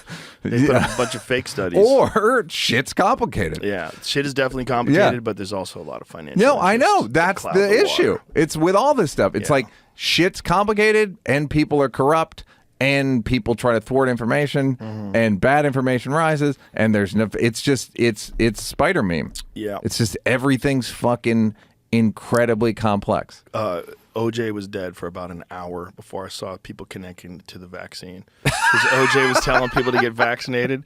Well, maybe this guy who murdered his fucking wife and her boyfriend, maybe he was racked with guilt his entire life and lived in a constant state of anxiety. And everywhere he went, people yelled at him and called him a murderer. And maybe he didn't sleep good. But by the way, still made it to 76. Right, which is like, I think 2 years older than most people die. I think the average age is like 72, 74. Like, what's the average American male life expectancy, Jamie? It's either... Let's guess. I'd say 72. It's good. I want to say 72. Well, black men is way lower. And fucking football players is probably 58. Right. Good point. Good point. But which is interesting, too, because one of the things that one of his attorneys said that if CTE, the information was available today like it was in 94, they would have used that in his defense. Right. Okay. Which is kind of crazy. But has he found more innocent? 76. So 76 years. So he hit the number. OJ, good for you, Juice. OJ landed exactly on the average American Here's number. what I found. So the FDA press release says this. FDA advisor declares ineffectiveness of widely used over-the-counter decongestant active ingredient. The active ingredient in decongestants was nothing. Popular over-the-counter medicines for colds and allergies don't work, FDA panel said, and that's Sudafed. What it really is they took, it's like this ingredient in there. Sudafed, Benadryl, and most decongestants don't work. Wow. The over-the-counter antihistamine Benadryl is not being pulled from the pharmacy shelves. So misleading headlines, it says. Despite misleading headlines such as Sudafed, Benadryl, and most decongestants don't work, they're not being pulled from pharmacy shelves. A FDA Food and Drug Administration Advisory Committee voted 16-0 on Tuesday that current scientific data does not support the use of active ingredient phenylephrine in over-the-counter products such as Benadryl, allergy plus congestion. This does not, however, pertain to antihistamines such as Benadryl, which contain the active ingredient diphenhydramine. Yeah, this is already confused. You know what I mean? Well, like, I'm already like, wait, what? They're probably monkeying around with the stuff just to try to get it a little less scammy. There it says it's a nasal decongestant. Okay, brand names of the medications that include phenylephrine, such as Benadryl, have other products with distinct active ingredients. So there's one ingredient that doesn't work. Okay, the so FDA maybe they do committee voted on the question of whether or not the evidence supported the use of the active how's that word? Moiety phenylephrine as an effective nasal decongestant. The panel concluded that products which include phenylephrine are not effective against nasal congestion, though they were not deemed unsafe. But they don't work. So that's Parts of them work. One of the ingredients doesn't, is nothing. But it says that the products that include phenylephrine are not effective against nasal congestion. Though they were not deemed unsafe. That still says it doesn't work, right? Yeah, there might be other ingredients that do work, but they might Right. not work either. We'll have to wait and see. Though the FDA is not bound to the committee's recommendations, why should it be? It's only science. Very likely the agency will follow its advice. In turn, this may lead to pharmacies pulling products containing oral phenelphine, at least until acceptably reformulated versions are offered. There are branded products that include names Sudafed and Benadryl that do work as nasal decongestants. They contain the active ingredient pseudoephedrine. Pseudoephedrine. Yep. But because the dangerous illicit substance methamphetamine can be made in illegal laboratories with pseudoephedrine, these products were placed behind the counter years ago. In 2005, Congress passed the Combat Methamphetamine Epidemic Act, which required pharmacies and other retail stores to maintain purchase logs. Yeah, you got to show your driver's license. I remember I bought some of that stuff once, and I was like, "What? What do I have to do?" Yeah. And they were like, "Yeah, people can make meth with this." I'm like, You're like, do you know who I am? I'm never going to stop talking about that. I'm like, how much meth can you make off of one of these things? Is it enough? Like, how many? Of these things they would go from pharmacy to pharmacy. and just get boxes and Dirt boxes bags. of it. Yeah. And then cook it up. It's just like, Wow. fucking get a job. Also, just get Adderall. Yeah, yeah, exactly. Yeah. I mean, they'll prescribe that to you. Just Well, I'm yeah, really but now sleepy. we're running short, Joe. Yeah, apparently we are, right? Yeah. We're running short on Adderall. Yeah, so no, it's interesting to see, you know, you and people we've known so long being held up as like, you know, when it's like, what was the thing you, Fitzsimmons helped you steal back a car radio or something? Didn't Fitzsimmons, when you were roommates, you dated his roommate? Oh, yeah. I jumped a fence because my car got towed and they had my radio in it. I jumped a fence to get my radio. So that's the joke me and Fitzsimmons have whenever there's a headline like White House concerned with Joe Rogan. We're like, I bet this is about the radio, right? Him jumping the fence to steal that car radio in 1990. Yeah, I forgot about that. Yeah. like it's funny. He was like, "What are you doing?" I'm like, "I'm gonna hop this fence, get my fucking radio." Yeah, and he helped. He aided and abetted. But it is like, hey, who should? I don't know. Maybe you and Dave are as good as it. I don't fucking know. You know what I mean? You know, everybody should be able to discuss things. And the problem is I can discuss things and millions of people hear it. That's the problem. And do you ever? Yeah, that's what I guess I'm wondering. Like, does it? Yeah, I think you're right to not pay attention. But it does a part of you go like, should I be paying more attention to this? Should I be more concerned about being a news outlet or whatever the fuck you're supposed to be now? I think I'm very careful about certain things, and I'm very careful that at least now, that I know what I'm talking about. Or I say I don't know what I'm talking about. Yeah. Like, be clear. And then also, you know, if you know something and you don't say it, and that thing can benefit people or they can inform their decision making, you should say it. It's important, especially if you know things. If you absolutely know something to be a fact, like, say it. And especially if you realize there's like immense pressure from these financial institutions or, you know, pharmaceutical drug companies or whatever it is, to not say that thing because it's gonna do you ever undermine their feel profits. squeezed? Not No. squeezed, but do you ever feel people floating information to you like, I've definitely Jimmy float that baby up on the have screen, conversations with people where I'm like, this person's feeding me bullshit. Yeah, definitely. Yeah, it's like you have to learn how to like navigate those waters. Like, I definitely think people have probably been angled to come on this show to feed me bullshit or feeding me bullshit once they get on the show. Yeah, definitely. And, you know, you have to kind of make a decision then. Like, do I even air this? do I not air this? How do I dance around this? Like this, it seems like we should pause this and actually research it before we go any further, because I feel like I'm being fucked with. Yeah. Yeah. Yeah, and it's the new institutional news, legacy media or whatever. It's another one of those like 77-year-old women who still think they're fine. Well, it's it's like way you worse. can't fucking lie. If you pretend you have a monopoly on the truth, you know what you have to only say is the truth. It can't be. Obviously, there's biases, whatever, human biases everywhere, and institutional biases, but some of these people are so lazy.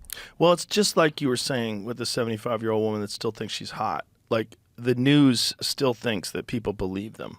Mm-hmm. You know? And I encountered that when they were saying that I was taking horse medication. Yeah. You mean the horse medication that won the Nobel Prize for as an anti-malarial? That one? That like one. 4 years ago? Yeah. 4 years before, and now it's for horses? Well, everything's for horses. Right. Like, Well, yeah, everything's a horse medication if the horse is sick enough. Yeah. Grass is a fucking everything if a horse eats it. They're so dumb that they thought that they could do that. Yeah. Which is absolutely wild. Yeah. But that just shows you the arrogance of those organizations. Yeah. They're so full of shit and so captured by money that they're willing to lie. And that not just lie, but lie with the same lie across multiple platforms. And they're doing it specifically because they're being told to do that. Yeah, and they're just hemorrhaging credibility. And they're for for what? For nothing. For one thing that it's going to last for a year or so until people realize what the fuck is going on, and now you're doomed. And now everyone's going to go, yeah, but they lied about that. What do they say about Iran? What do they say about Syria? What do they say about this and nuclear energy? What do they say about pollution? Well, what's funny is it is super. Climate? It complicates things. Like, what are they saying about Israel? Yeah. Like the Gaza and Israel feels like it's like the most modern. In 20 years ago, this would have been like open and shut. 20 years ago, it would have been 9/11, right? They did this. We're going in, and anything we do is justifiable. Right. And now they did this. We're going in. And they're going with the 77-year-old former fine woman, and they're doing shit thinking that they can get away with it. And now it's like, now everyone's watching all the shit that slowly leaked and came out, Abu Ghraib, all the sort of severe violations. Now it's all happening on the daily. Yeah. And it makes things, everything's so complicated. It's so complicated. One of the interesting things about the Israel thing was that, Hamas attacks on October 7th, and within days, there's pro-Hamas rallies. So before Israel has even retaliated. Douglas Murray's talked about this a lot. That was the most insane. Yeah. And I think that is one of those things where I am very inclined to think that is fueled by foreign actors. I'm very inclined to think that TikTok algorithms and bots and all these different things fed a lot of these like hyper woke kids into taking this contrarian stance against the popular narrative that Israel was just attacked, and saying no, Israel's an oppressor, and look what they've done to Palestine. It justifies it, and what else can they do? And what else can they do besides go door to door and rape and murder people? Is that really what we're saying? Yeah, like that you should cheer them. I know, and that's. And then Israel does shit all the time that you're like, fucking don't do that. Exactly. But at the same time, like, I'm not. Yeah, it's like, bro, imagine living there though. Imagine living either in Israel or Palestine and trying to find a solution to that. Good. It's once you look it up, once you start researching it, you just go, fucking, this is not. I don't think I can figure this baby out. No. This is a video game that you just toss the controller. Yeah. I'm not. This. I don't even like this kind of game. And I was reading today that there's the State Department's warning that Iran is planning attacks on Israel. I'm like, yeah. Oh my god. Yeah. Oh my god. What are you doing? Yeah. And do you have nukes? Do they have nukes yet? I know they've been working on a nuclear program forever. What if they're the first person to use it and they use it on Jerusalem? Jesus Christ. Jesus Christ. Yeah, but people think that they know what it should be, and it's like, Do you get anxiety thinking about like world events ever? yeah, I get it. At less so in that, which we can talk about in a little bit, but less so just in terms of my own personal development. But it's, if I had kids, I would really, really worry about it. About the future? Yeah, I'm involved with a woman who has a kid, so it's like, it's growing, my sort of paternalism, but yeah, I don't, it's pretty, this is a pretty rough time. It's a weird time. It's a really weird time, but I think every time is a weird time. Like in the 1960s, during the Vietnam War, people were terrified of the future. And Yeah, people didn't I want to remember have during kids George then. Floyd, Chris Rock goes, this is every week in the 60s. Martin Luther King and Malcolm X both got assassinated. Like Martin Luther King and Malcolm X and Bobby Kennedy and John Kennedy. Real quickly. Yeah. Over a course of a few years. Yeah. I think it's just we develop societal amnesia, and we try to remember the past as some sort of a utopian time, but then if you like look at the documentaries about the Weather Underground, and like there's always been like wild shit happening in this country. Yeah. But it's also back then wild shit you really only heard about through large corporate media. I know, platforms. that's the funny thing is now Right. it's like you don't need to Right. leak Abu Ghraib. You don't need to leak Gitmo photos. It's all coming out that afternoon. Right. And then now there's the rise of independent journalism. The Glenn Greenwalds, Matt Taibbi's, people that you can actually trust. Michael Schellenberger, people that are like on the street, like telling, and they're not attached to any large corporate media outlet. And that's very important, because now you get if you're willing to do the work and willing to read what they're saying, you get a much more balanced, nuanced perspective on what the factors are and what all these different contributing factors that are so hard to sort out with everything. Like if you try to pay attention to what's happening in Brazil right now, you're like, oh my God, like, what the fuck?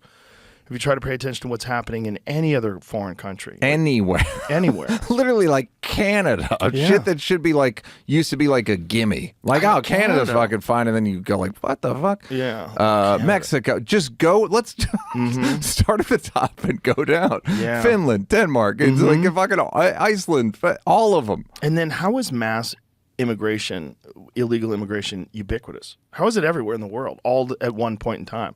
How is like islands in Italy getting overrun with these African immigrants that are coming over on boats? Like, Somebody how made is a all this- really good observation, which is migration. It's been happening in all of human history. But not like this. Well, I don't know. Well, the statistics in this country, they're really easy to find. Yeah, but I'm saying probably not relative to 17. They probably didn't have like great records until pretty recently. Well, they didn't have an open border policy until really recently.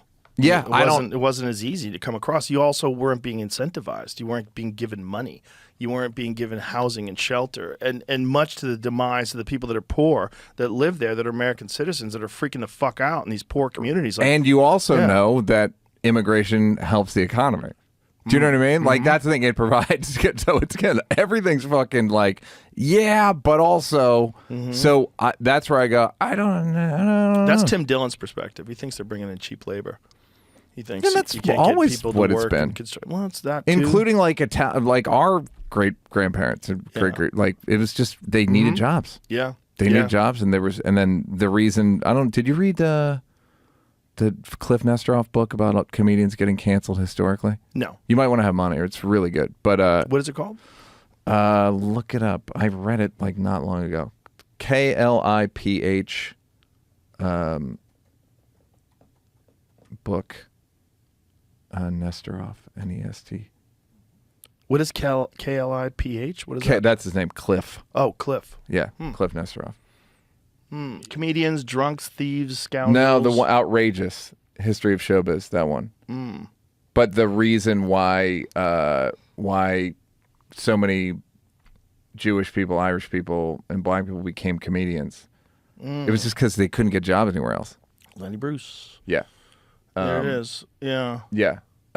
And like why they get canceled, who gets canceled. And it's been happening guy saying, I can't say anything in 1938. Right. Like it's like kind of a tale as old as time. Yeah. But yeah, like people came for job. Yeah, all of these things. You're right, and it helps the economy.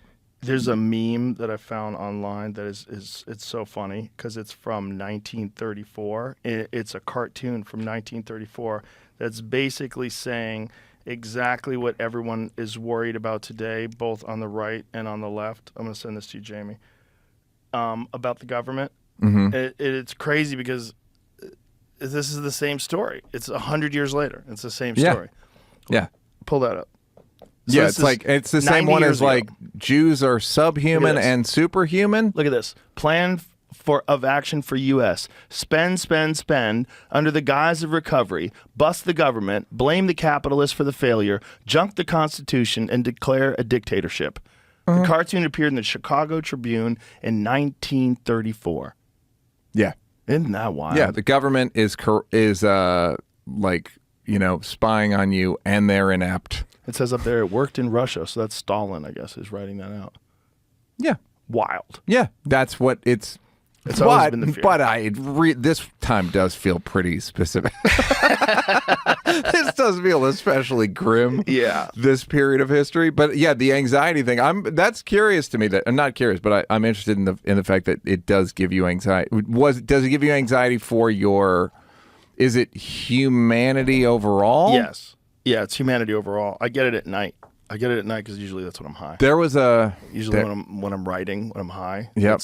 I get real anxiety because usually also everyone else in my house is asleep, so it's just me. And it's late at night, and I'm just doom scrolling, and I'm writing, and I'm just thinking about the future, and I genuinely get this like fear of angst. Like, what happens if everything goes totally sideways, which has happened historically all over the world with incredible regularity. Yeah, it's almost predictable. Yeah. And there's always been instances where society was like thrown into chaos. And like we have this even very the democracy naive, thing. It's the same way like when you look up where is abortion legal? Right. Where where are they putting fluoride in the water? Look up where there's democracy and how long it's been there. Super recent. This is the oldest one, guys. Yeah, and it's not even 300 years old. It's not even. It's like this is the oldest one. Then there's like France, England, and there's not that many of them now. And there's never been one like this, and this one is only 300 years old. Yeah, which is a blip. It's a nothing. Yes, relative to, and it really it is that thing of like you have to foster it. Mm-hmm. You gotta water it, and you gotta till the field. You gotta vote. You gotta research. You gotta do all the shit, but as we can both attest, like it's worth it. Yeah, well, this is the greatest experiment in self-government the world's ever experienced. Mm-hmm. It's fascinating. Mm-hmm. It really is, and it's also because of this country has achieved so many. Amazing milestones creatively. Like how much music has come from America. I mean, how much of like popular music that the world hears. The airplane. Yeah. That's us. Yeah, the internet. The car. Yeah, the car. The computer. Yep. Like these are not small things. Stand-up comedy. Yes. Yeah, stand-up comedy was invented here, and it's done best by people from here still to this day. Correct. And that's just undeniable. Good luck trying to England do what we do. Yeah, it's just not the same. But they're it's funny. There's a few guys. There's Ricky Gervais and Jimmy Carr and a couple others. But the reality is there's a lot more here. Yeah. A whole lot more. Selling out arenas. Yeah. Just and talking good. Good comedians. I think this is the best time for comedy that's ever existed. I really do. I mean, there's great... in terms of the amount of really good people who are throwing the ball very fast? Yes. I couldn't agree more. Yeah. This is the time. This is the golden age of comedy. Yeah. And, Ari always says that this is a great time for comedy because comedy's dangerous again. Yeah. He's like, it's great. Comedy's dangerous. Yeah. It is like the, the Red Fox After Dark Records thing now. But now it's more, and weirdly now it's more like Douglas Murray books and speeches. Right. Like those are like the contraband. What do you? I want to ask about the anxiety thing, because when do you worry about the safety of your loved ones? Yes. And do you worry about like your shit hits the fan plan? Because my plan is, hey, I've done Joe Rogan. When people come up, I go, you may remember me from Joe Rogan. We're good, right? Oh, you mean when Preppers? the preppers come for you? Yeah. They're not going to come for you. The people that are going to come for you are the people that aren't preppers. The people that don't have any food.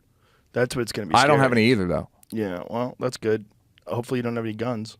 Hopefully you don't have anything valuable that they can take. Do you think it's worth having a gun? Yes. Okay, so you're saying have a gun. It's better to have it and not need it than to need it and not have it. Yep.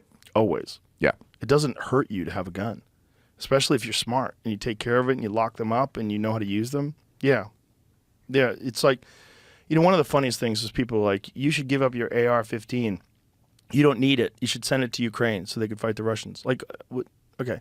Do you see what you're saying? Like they're literally fighting against an oppressive force, and if they're unarmed, you should arm them. Well, what happens if something like that happens here? And you're saying that it can't? Well, yeah. I mean, I did a joke in the last special. The idea that it can't happen here is crazy. The idea of like taking it. There should be every year they should have guys who are like hoarding weapons, thinking that they can take on the government. We should every year have an NRA military showdown, where it's 100 guys from the NRA versus like 3 guys from the military, and they're just going to drone them. Right, but here's the thing: the guys from the military, the guys who sign up for the military, are the guys who don't want to do that. See, well, I know. Patriots. Well, that's the thing. Like turning them on Americans. So this is the big fear about immigration: is that you're going to take these immigrants and you're going to indoctrinate them into the military, and they'll be willing to do things that United States citizens won't be willing to do because nobody wants to join the military anymore. Oh, you think that is that? That's a big fear mind doesn't amongst go there, the heavy-duty conspiracy theorists. They're worried that they're going to conscript these people. Like you can get, look, they're doing that in Russia, where they're saying fight in the Ukraine war and we'll let you out of jail. Yeah. So they're taking prisoners with life sentences and using them as cannon fodder. Heck of a movie, by the way. Yeah, and it's happening. I mean, they're literally using them as No, cannon I know. fodder. It's real, like some monsters that they're letting out. Yep. Monsters, and they're doing monstrous shit too. I've heard they're doing it to other Russian. They're not. These are not like rational people. No, they're psychos. Yeah, like full on psychos. And psychos in Russia, that's another level of psycho. Forget it. Shut it down. They have a long history of violence. Yeah, and also loss, like the loss that they experienced during the World War. Like people, everyone talks about what happened with Israel, what happened with the Jews, what happened with the United States, our military, Japan, Russia lost a lot of fucking people. And if it wasn't for Russia, we might not have even fought off the Nazis. We might not have beaten them. I don't think there's any dispute there. Yeah. I think that's like that was like they kind of kept their attention, right? Like on the East. Yeah, and they have such a long history of conflict and loss, and their willingness to. Well, that's what somebody told me is like Putin's whole thing is just like we're a country. We're always at war. We always will be at war. Let me lead us. And he's a warrior, which is really scary when you got a guy who's a KGB guy that becomes the head of the country. I mean, again, it's the hammer thing. All you have is a hammer. Yeah, everything looks he like doesn't. a nail. Well, that's what somebody was saying. It's like they don't have much industry. Also, he kills everybody. Yeah. Anybody, any political opponents, anybody who's questioning him. You get poisoned, you get fucking drone bombed, whatever. Yeah, you don't even got to be in Russia. Yeah. They got a guy they popped a guy in Spain a few months ago. Oh, yeah, they'll pop you everywhere. Yeah, poison. And we kind of do that too. I'm sure we do that. I mean, the idea that we're innocent and that we don't have CIA assassins that go and whack dissidents. Okay, I'll take your logic. Can we still condemn what he does? It's hard. It's hard. First of all, what if he does it 10 times worse than us? You definitely can condemn what he's done in Ukraine. You can definitely condemn. You can condemn bombing Kyiv. You can definitely you can condemn a lot. You definitely can. But you also got to condemn the NATO for moving their fucking arms closer to the Russian border and crossing that boundary and trying to get Ukraine to join NATO, which has always been his red line. There's a lot of like really shifty international politics. I'm of the mind that NATO's never invaded anyone. So it's kind of like I get that they're trying to get like the point you made about trying to get people to move to Austin. They haven't been around that long. No, I know they haven't. But they definitely no, but are I don't think that you can get. People. I'm with you. I just don't think they're an invasion. They're too disorganized. Yeah, they need consensus from fucking however many countries are in NATO to like go. We're gonna. I don't think. And then who's gonna govern? Whatever. But the idea is pushing arms closer to the borders of Russia to make an attack easier and quicker, and all those things influence foreign policy. And those things are dangerous. They're creepy. I'm with you, but I don't. I like. Is NATO perfect? No. But like what he's doing is just aggressive bullying. Oh, yeah. Like, hey man, we're trying to have a world where people can't do that anymore. Right. We're trying to get past because my point is that it breeds chaos. It's complicated. Like the United States was involved in the coup in 2014. We instigated it. We provided weapons and money. We were a part of that. And there's been a lot of those throughout history. I mean, we fuck around. We Googled it the other day. How many countries the United States has military bases in it? Isn't it like 90? What was it again, Jamie? Fucking military bases I know, but the problem, everywhere. The problem everywhere. Is, it's like the way America worked was, it's like there's a moral framework. Louis had a great joke about it where he was talking about himself. He's like, I have all sorts of ethics and standards. I don't follow any of them, but I have them.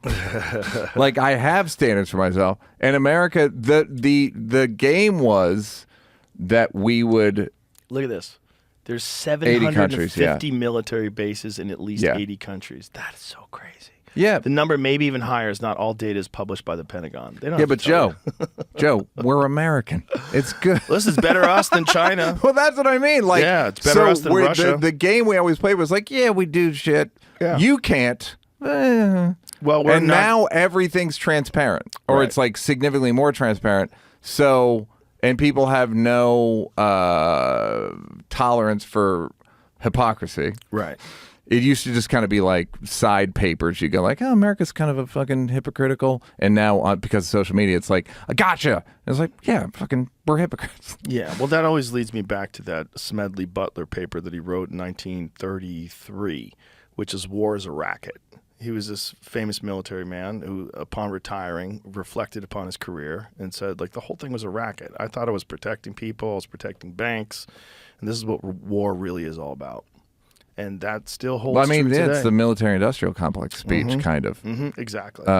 Exactly. And yeah, I think the agreement was corruption, and then but stability. Yeah. And now it's corruption's been revealed, and now it's super unstable. Like now we can see all the corruption and shit feels and you can't sleep. Yeah. What's better? You know what I mean? I think the erosion of the confidence of the government in this country is dangerous. Because people, there's kids on the street that are saying, we want to overthrow the United States government and get rid of all of the colonizers. Like, what are you talking about? I know, but they could clip the fuck out of you and show a reason they should be suspicious of the government. You know what I mean? Whatever the pharmaceutical companies or the NIH or the White House, you're skeptical, and the problem is, I think there's not a problem, but like you're skeptical. You know the limits of your skepticism. You know what I mean? Whereas everybody else just goes limitless skepticism. Well, also, I don't trust anything. They're young. They just got out of college. They have no debt. They have debt maybe, but they don't have any life. Their life has just begun, and they want to throw this country's corrupt. Let's just burn it all down, and then do what? What? Do you want to be Saudi Arabia? Where are you going to go? Where are you going to go? Where are you going to go? There was a basketball coach who after the Celtics dynasty, after Larry Bird, Robert Parrish, all this stuff, and then Rick Pitino was the coach, and they sucked. And he said to the press, like, Larry Bird ain't walking through that door. And that's how it is with all these kids. It's like there's no better leader. There's no, for the women, there's no better men. There's no like, this is it. Right. We're going to make do with this. You want to help or not? Or you just want to mope? And you want to, and also everyone's corrupt. And you should be skeptical, but to the point where it's like, when does pure skepticism become chaos? Well, I think when also can you people not just get believe so traffic frustrated. lights? They get so frustrated in it all. They do want to burn it all down, but they don't have a solution. They don't have like a working solution of what happens once it gets burned down. What I worry about is I think the government is so inept, and I think the confidence in the government is so low that if something goes sideways, it's not going to be like everybody waits for the government to tell us what to do. You're going to have chaos in the streets, just like the George Floyd riots. You're just going to have that all over the place. That's the real fear. People with nothing will revolt, and guns are everywhere, and it could get real sketchy. Yes, and then or you go, it's chaos. It's 1968, 1969. Yeah. Now, and then you see cops beating up protesters, and you're like, all right, this is hard because I'm for the protesters, and I need order. Yeah. As a human being, I would like it's the freedom and safety. Mm-hmm. It's the two sort of the two things that hang in the balance. Mm-hmm. And I don't. It's funny to hear you say that you get anxious at night based on this world because it's always at night. Yeah. It's always at night when I'm alone with my thoughts because I just realize all the things that could go sideways at any given time. Like one thing, one big thing, one big event. And it doesn't even have to be an attack. It could be a natural event. One natural event and we're fucked. One solar flare that takes out the grid, we're fucked. Yeah, and even to the George Floyd point, it's like they shouldn't have fucking killed the guy. And people can protest police brutality. Mm-hmm. That's all. Like the cops were wrong in how they handled that, and the protesters, it's part of our government. It's part of our society. It's part of our constitution. Yeah. We can. There's also, and then it's like defund the police, and I'm like, no, but no. Yeah. You had me. We're not. I fucking need cops. Yeah. Need them. And also and then all those polls of like low income people were like, no, we want cops. So it's the tyranny of the minority thing. Where there's also the problem with the autopsy. The autopsy of George Floyd showed that he had lethal levels of fentanyl in his system. That he was going to die anyway. I heard they wasn't lethal. What does that mean? I mean, I've seen things where it wasn't the levels of fentanyl were days old and whatever. It wasn't he had an enlarged heart. He was suffering from all sorts of ailments, like cardiovascular ailments, and he did have a high level of fentanyl in his system that I think is in the lethal threshold. And then you have this high stress event, being arrested, also being compressed. Someone's pressing down on your body, restricting your breathing, and you're panicking, you're freaking out. Very possible to have a heart attack there. But I don't. But so maybe by himself he wouldn't have had. Right. So you're of the mind maybe that he had fentanyl in the system and it was not great police procedure. Well, it's 100% not great police procedure. Yeah. So 100%. But also that guy had a history of abuse. Yeah. No, but that's what I mean. Yeah. So then people protest, etc. Yeah. It's like. But the question is, did he actually kill that guy, or was that guy dying? You know what I think happens a lot? Find out, because I had read that when they did the initial autopsy, they didn't find that his death was because of constriction. It wasn't because of compressed arteries or any of that. You know what I fear happens a lot? Is this a good example? So let's find out. Of course. So. You're of the mind. I'm of the mind of like that was wrong. Yes. And then you go, yes, but he did have fentanyl. No, I'm of the mind that was wrong too. That's police brutality and abuse, and probably not necessary. Like it wasn't like he was thrashing and trying to attack. Like you could have restrained that guy, cuffed him, and that would have been it. Right. So my point is, so it's not but he was on fentanyl. Let's say that was awful police work.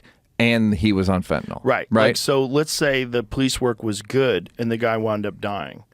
That's different. Yeah. Right. Then you say, oh, he died of a fentanyl overdose.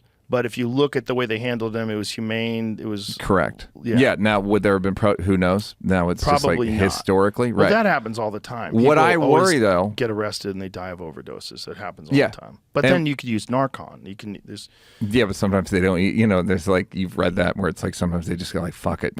I've saved this guy too many times.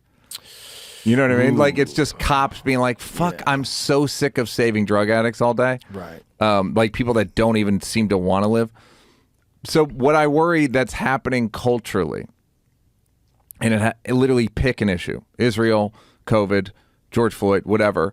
Is there's these not even contradictory piece of information. It's not a simple narrative, Right. Right. So I think a lot of times people just declare a mistrial in their head. They go, "Fuck it, This is somebody's lying. I'm getting the fuck out of here." There's no justice. There's just everything's too gray. Whereas 30, 40 years ago, it would have been they just killed a guy and there's no video. Well, there's like black and white, like Kent State. Yes. Right. That's a black and white one. The Yeah. National Guard comes in, shoots protesters. Everybody's outraged. It's Yep. horrible. Yeah. There are, but now it's Kent State happens today. Maybe they actually there's a second video. It's almost like the Kennedy assassination. Everything's kind of the Kennedy assassination, and where it is a lot of and then people go, "Fuck it, I don't know what happened."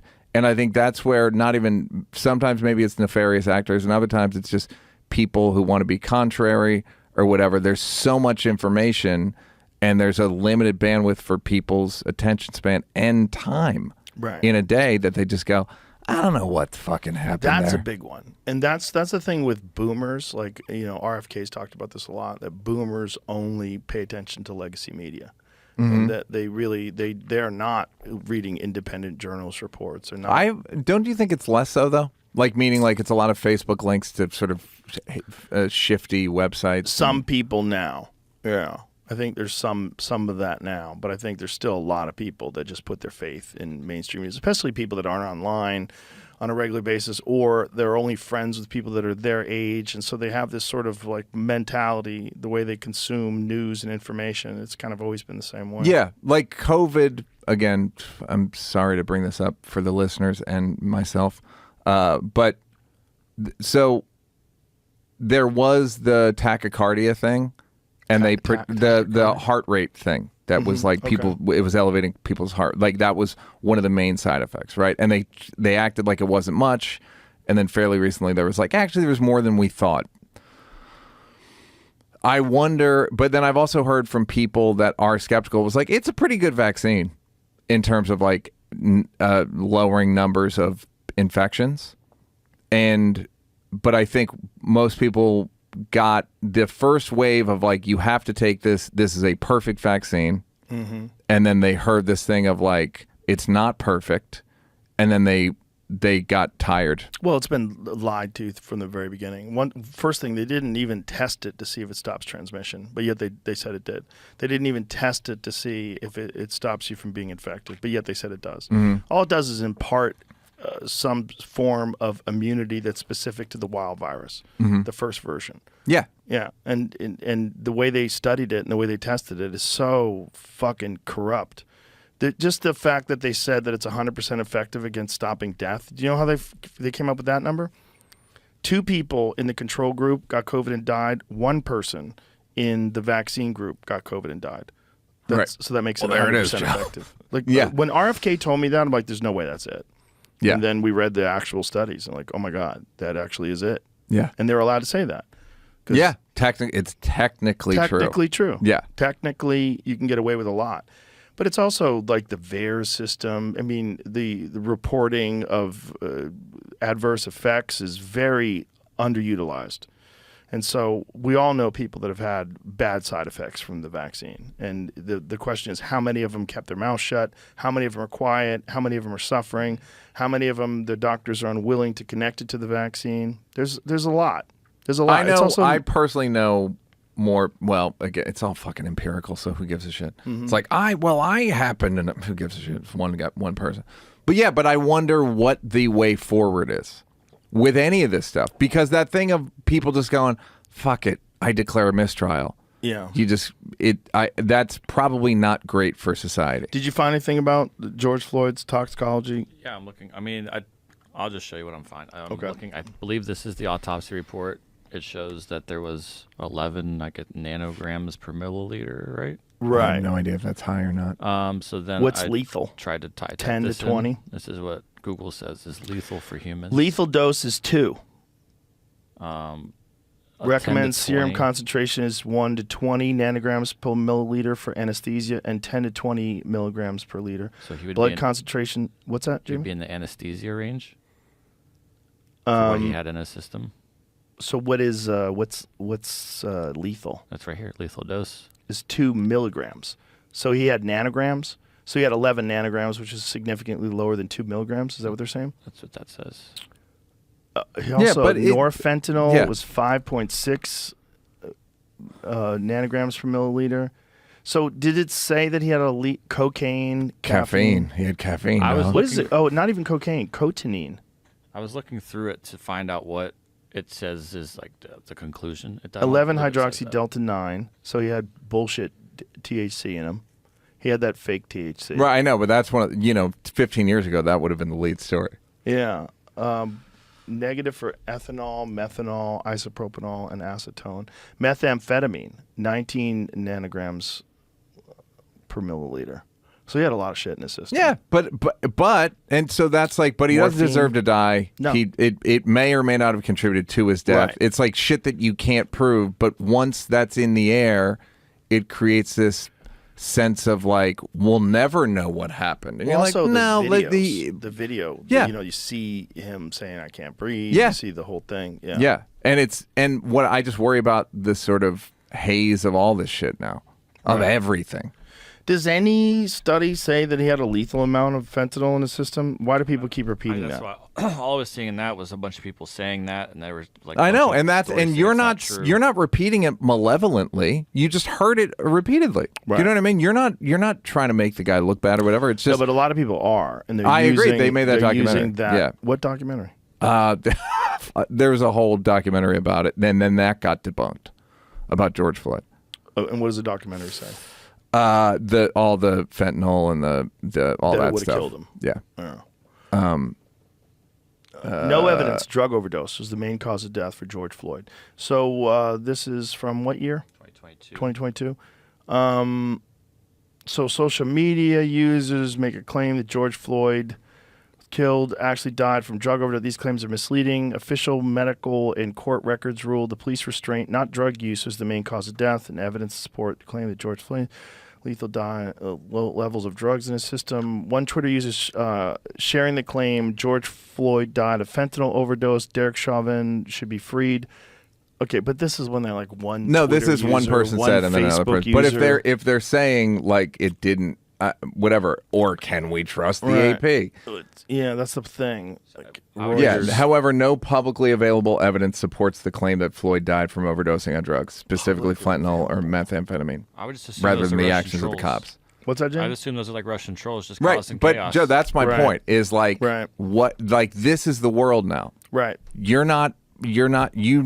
not predisposed to. But there is a thing of being predisposed to skepticism. Right. Right. And it seems cooler than being some square ass.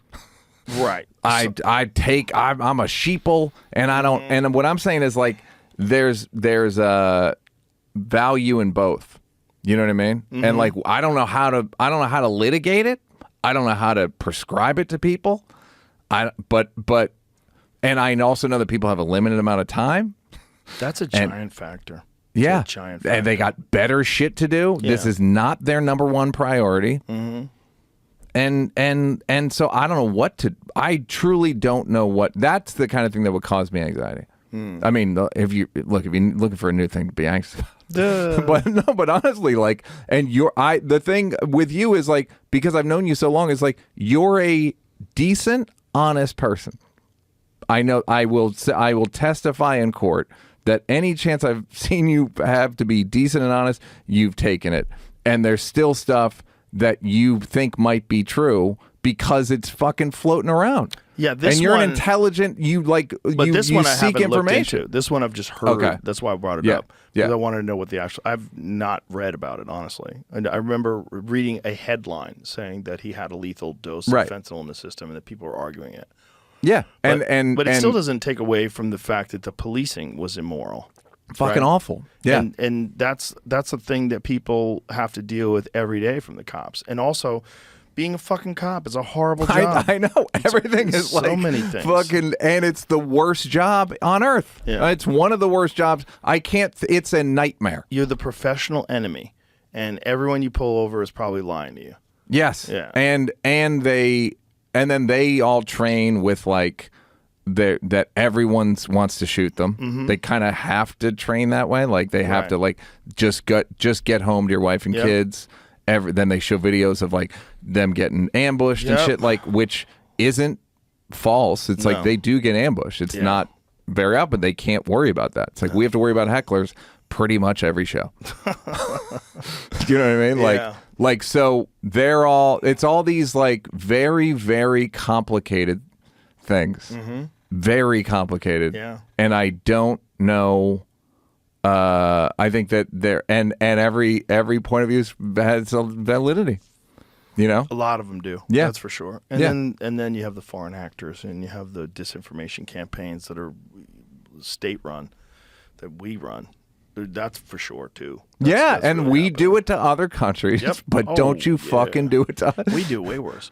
We actually go in and overthrow their governments, install puppet dictators. That's what we do. We've been doing that forever. We run bullshit democracies. We call us, liberty to become a failed state. We've done a lot of wild shit. Yeah. And we still continue to do it right now with those 700 plus bases worldwide. Yeah. We're involved in all kinds of shady things. And then there's also the obligation. Like if you're in the CIA or if you're... But shady shit that benefits you and me, Joe. Yeah. Not that also, shady. Shady It's shit that patriotic. undermines legitimate dictators. Like what do you do? Just let these people develop nuclear arms and take over countries? And no, you gotta do things to stop despots. I know, and that's the thing of now in the age of transparency and gotcha. Your government is hugely hypocritical. It's like, yeah, it's a fucking government. Exactly. What do you think we have to be? It's one set of rules for us and another for everybody else. Yeah. Sorry, why? That's why you're all trying to sneak in here. What gives you anxiety? Well, because I come and give updates on my mental health. How are you doing now? I'm doing great. This is what I want to talk about. So all the ayahuasca set a really nice, got me off antidepressants, got me believing in God, in a central creation force that's not a gender or whatever. It's just a thing. It's just a magnet, basically. Say it's a woman. Yeah, please. Wrong podcast. God's trans. Yeah. And then the DMT broke me and put me back together. And after the DMT, the 5-MeO that I smoked, it was a year and a half of, I thought it was 8 months of chaos. And then I did an ayahuasca ceremony a year and a half after I'd smoked the DMT. It was the first time back. And I felt the DMT door close. And I was like, it was open that whole fucking time? What do you mean by that? Okay, so DMT opened up my brain too much, little too much. Open borders. I was experiencing too much of the universe. I believe like most of being a human being is just like this. We understand that we're a rock in space, but it's just like my fucking house. And my apartment and my car and my fucking the things that I understand, my family. The DMT made it so I could experience like time a lot more. I talked about it last time where I had a hard time watching the screensaver on Apple TV, the mountain ranges and shit. I got a sense. I understood how old they were. in a way you're kind of not supposed to. What do you mean? When when someone goes, "Hey, can you believe the Rocky Mountains are 700,000 years old?" And you go, "Yeah, that's crazy," but nothing happens. I kind of understood how long a time that was. I was like way out. I was way out, and then I slowly kind of came back. It took a year and a half. And what was the negative aspects of being way out? It was I told somebody I was aiming for God and I missed my stop. And I woke up on a moving train with no conductor and going 1,000,000 miles an hour. So it was because you were taking in too much information that you hadn't considered before, so it became unmanageable? The DMT, well, I had the Michael Pollan experience where the DMT took me to when I inhaled it, I went to before the Big Bang. And Michael Pollan said it on here because I looked it up. I was like, where have I heard? And I was like, that's where I was. And so I slowly, the issue was, so the DMT was pretty much a DMT 25-minute, 35-minute experience of like, I was before the Big Bang and my personality kind of came back. And I was kind of going like, I'm not going to do that anymore. I'm not going to be like petty. I'm going to be like a virtuous person. I'm just going to be like, I'm going to remember this God connection and all that stuff. And then a week later, I had a reactivation. A week later? Yeah. You know that thing of like, there's a thing which people have DMT reactivations. Where like a flashback. Yeah. Basically what the joke of like an acid flashback, mm-hmm. I had that and it's common with smoking DMT. Yeah. And I had one. So now it's a Sunday in New York. I'm on a coffee date with a woman in this side of my frame. This side is fucking pure whiteness, infinite time. It was harrowing. So you saw it? It wasn't like a pure split screen, but it was like energetically kind of a split screen. Was it something that you thought and you felt in your mind, or was it something you were experiencing visually? It was, yeah, I shouldn't say that it was, I couldn't see it, but it felt. You felt it. Yeah, I felt it. And so anxiety I would say that I was because split between current reality, and then this infinity, sort of energetically. And was it giving you anxiety? Yeah, I was so disoriented. I had the thought, like, am I in God's imagination?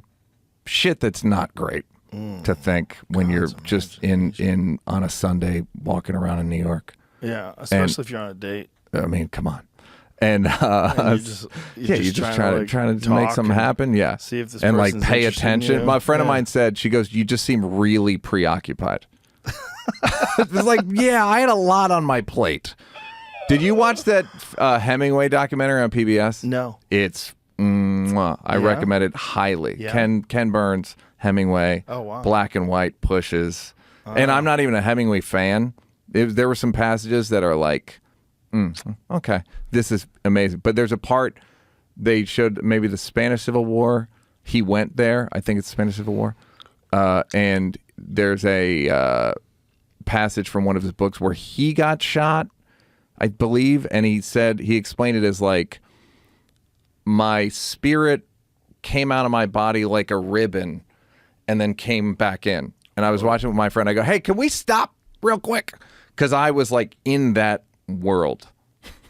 Like that day. This was the reactivation day. And I was like, yeah, I need to not watch this because I'm in that thing where my spirit can come back. And it was like touch and go.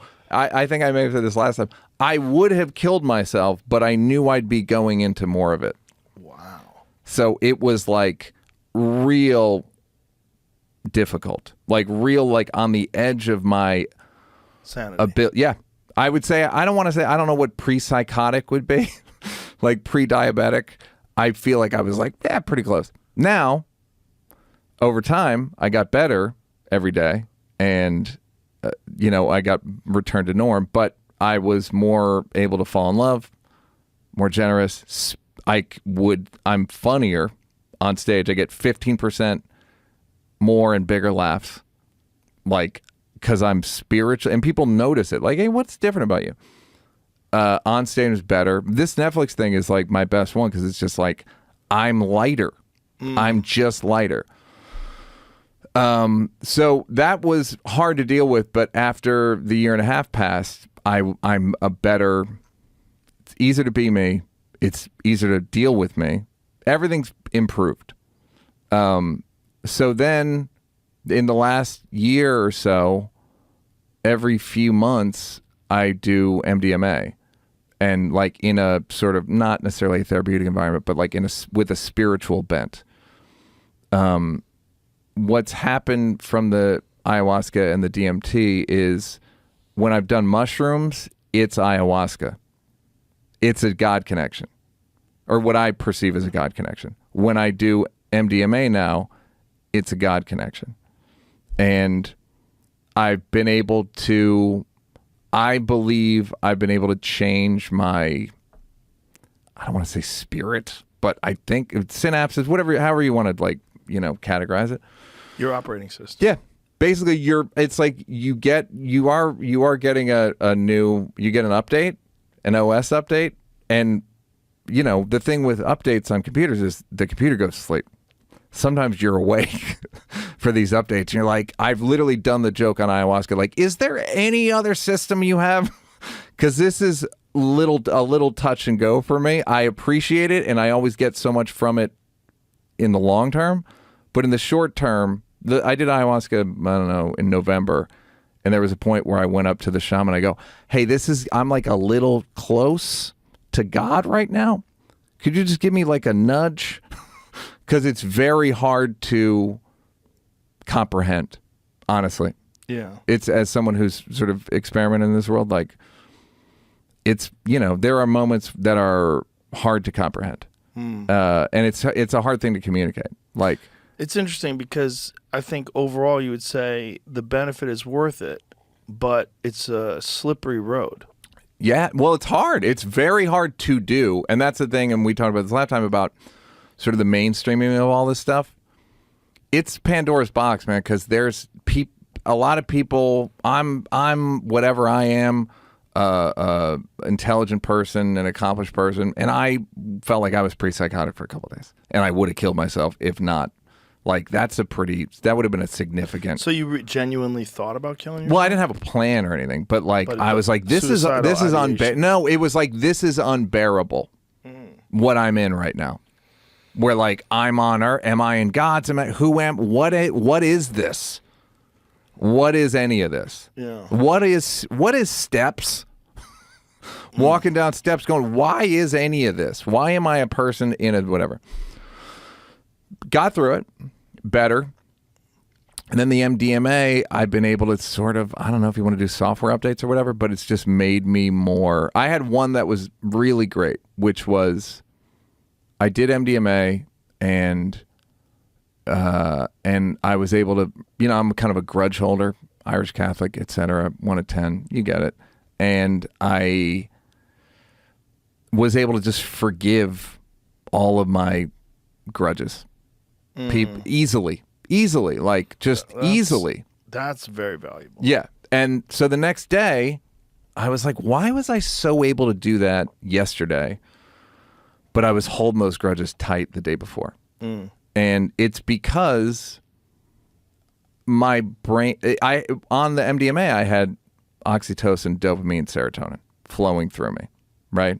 Love hormones, kindness chemicals, generosity chemicals. I was able to do it. Most of the time, I realized I just have cortisol and adrenaline. And cortisol and adrenaline are organized, and they're judicious. That's the currency, is like justice, retribution, wrong, right, organize, punishment, kind of like rigid, right? So I started thinking like what I consider a personality is just cortisol and adrenaline, or what I considered a personality. So I just realized like I have a kitchen in my head that makes cortisol sandwiches. And I'm just like, oh, yeah, this is what I like to eat. No, I don't. Right. That's just what it's giving out. So I made a conscious effort to like ignore my first, like I now write like, don't believe your chemicals. Just don't believe them. Like think beyond them. Right. And focus on the sort of the softer chemicals, or the more positive ones. And I've also been doing a thing that's been like wildly helpful, which is I was doing a gratitude checklist. Just every day I would write like things I'm grateful for, and also not only things I'm grateful for, the facts of my life. The facts of my life are really good. I have 3 Netflix specials now. How many people have that? I have X amount of money. I've done great stuff. I have love in my life. I have a girl. I have friends, family. I'm respected, et cetera, et cetera. So I write it down to remember that I have all these great things. I am living my dream. I'm living a lot of people's dream. I'm also especially living my dream. But my brain was just writing like sci-fi, and of like, this person fucking out to get you, and then just constant nonsense that was just purely based on chemicals. So what I found is, the more I do, so then Rainn Wilson, the actor, suggested, we were talking about Islam, praying 5 times a day, and I was like, that's kind of the right amount, if we're honest. Right, if you want to really keep the software in tune. Yeah, if you want to just remember, like, hey, I'm a vessel for a spirit, and da-da-da-da. Right. So he goes, why don't you write in your gratitude checklist 5 times a day? I was like, fine. So I've been doing it. I rarely get to 5. It's at least 2 or 3. And every day, every couple hours, just remembering, like, what the facts of my life are. Don't you think it's also, human beings develop patterns of thinking, and these patterns get like deeply cut, these grooves, or they're easy to fall into, and this not trusting your chemicals is essentially like not allowing yourself to go down these patterns of thinking. Yeah, there's a saying that I read, there was a book called The Shallows about what social media does to us, but it was, you are what you do repeatedly.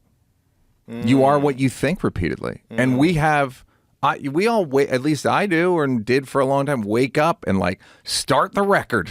And just the monologue that's happening in your head. And it's gotten me out of it.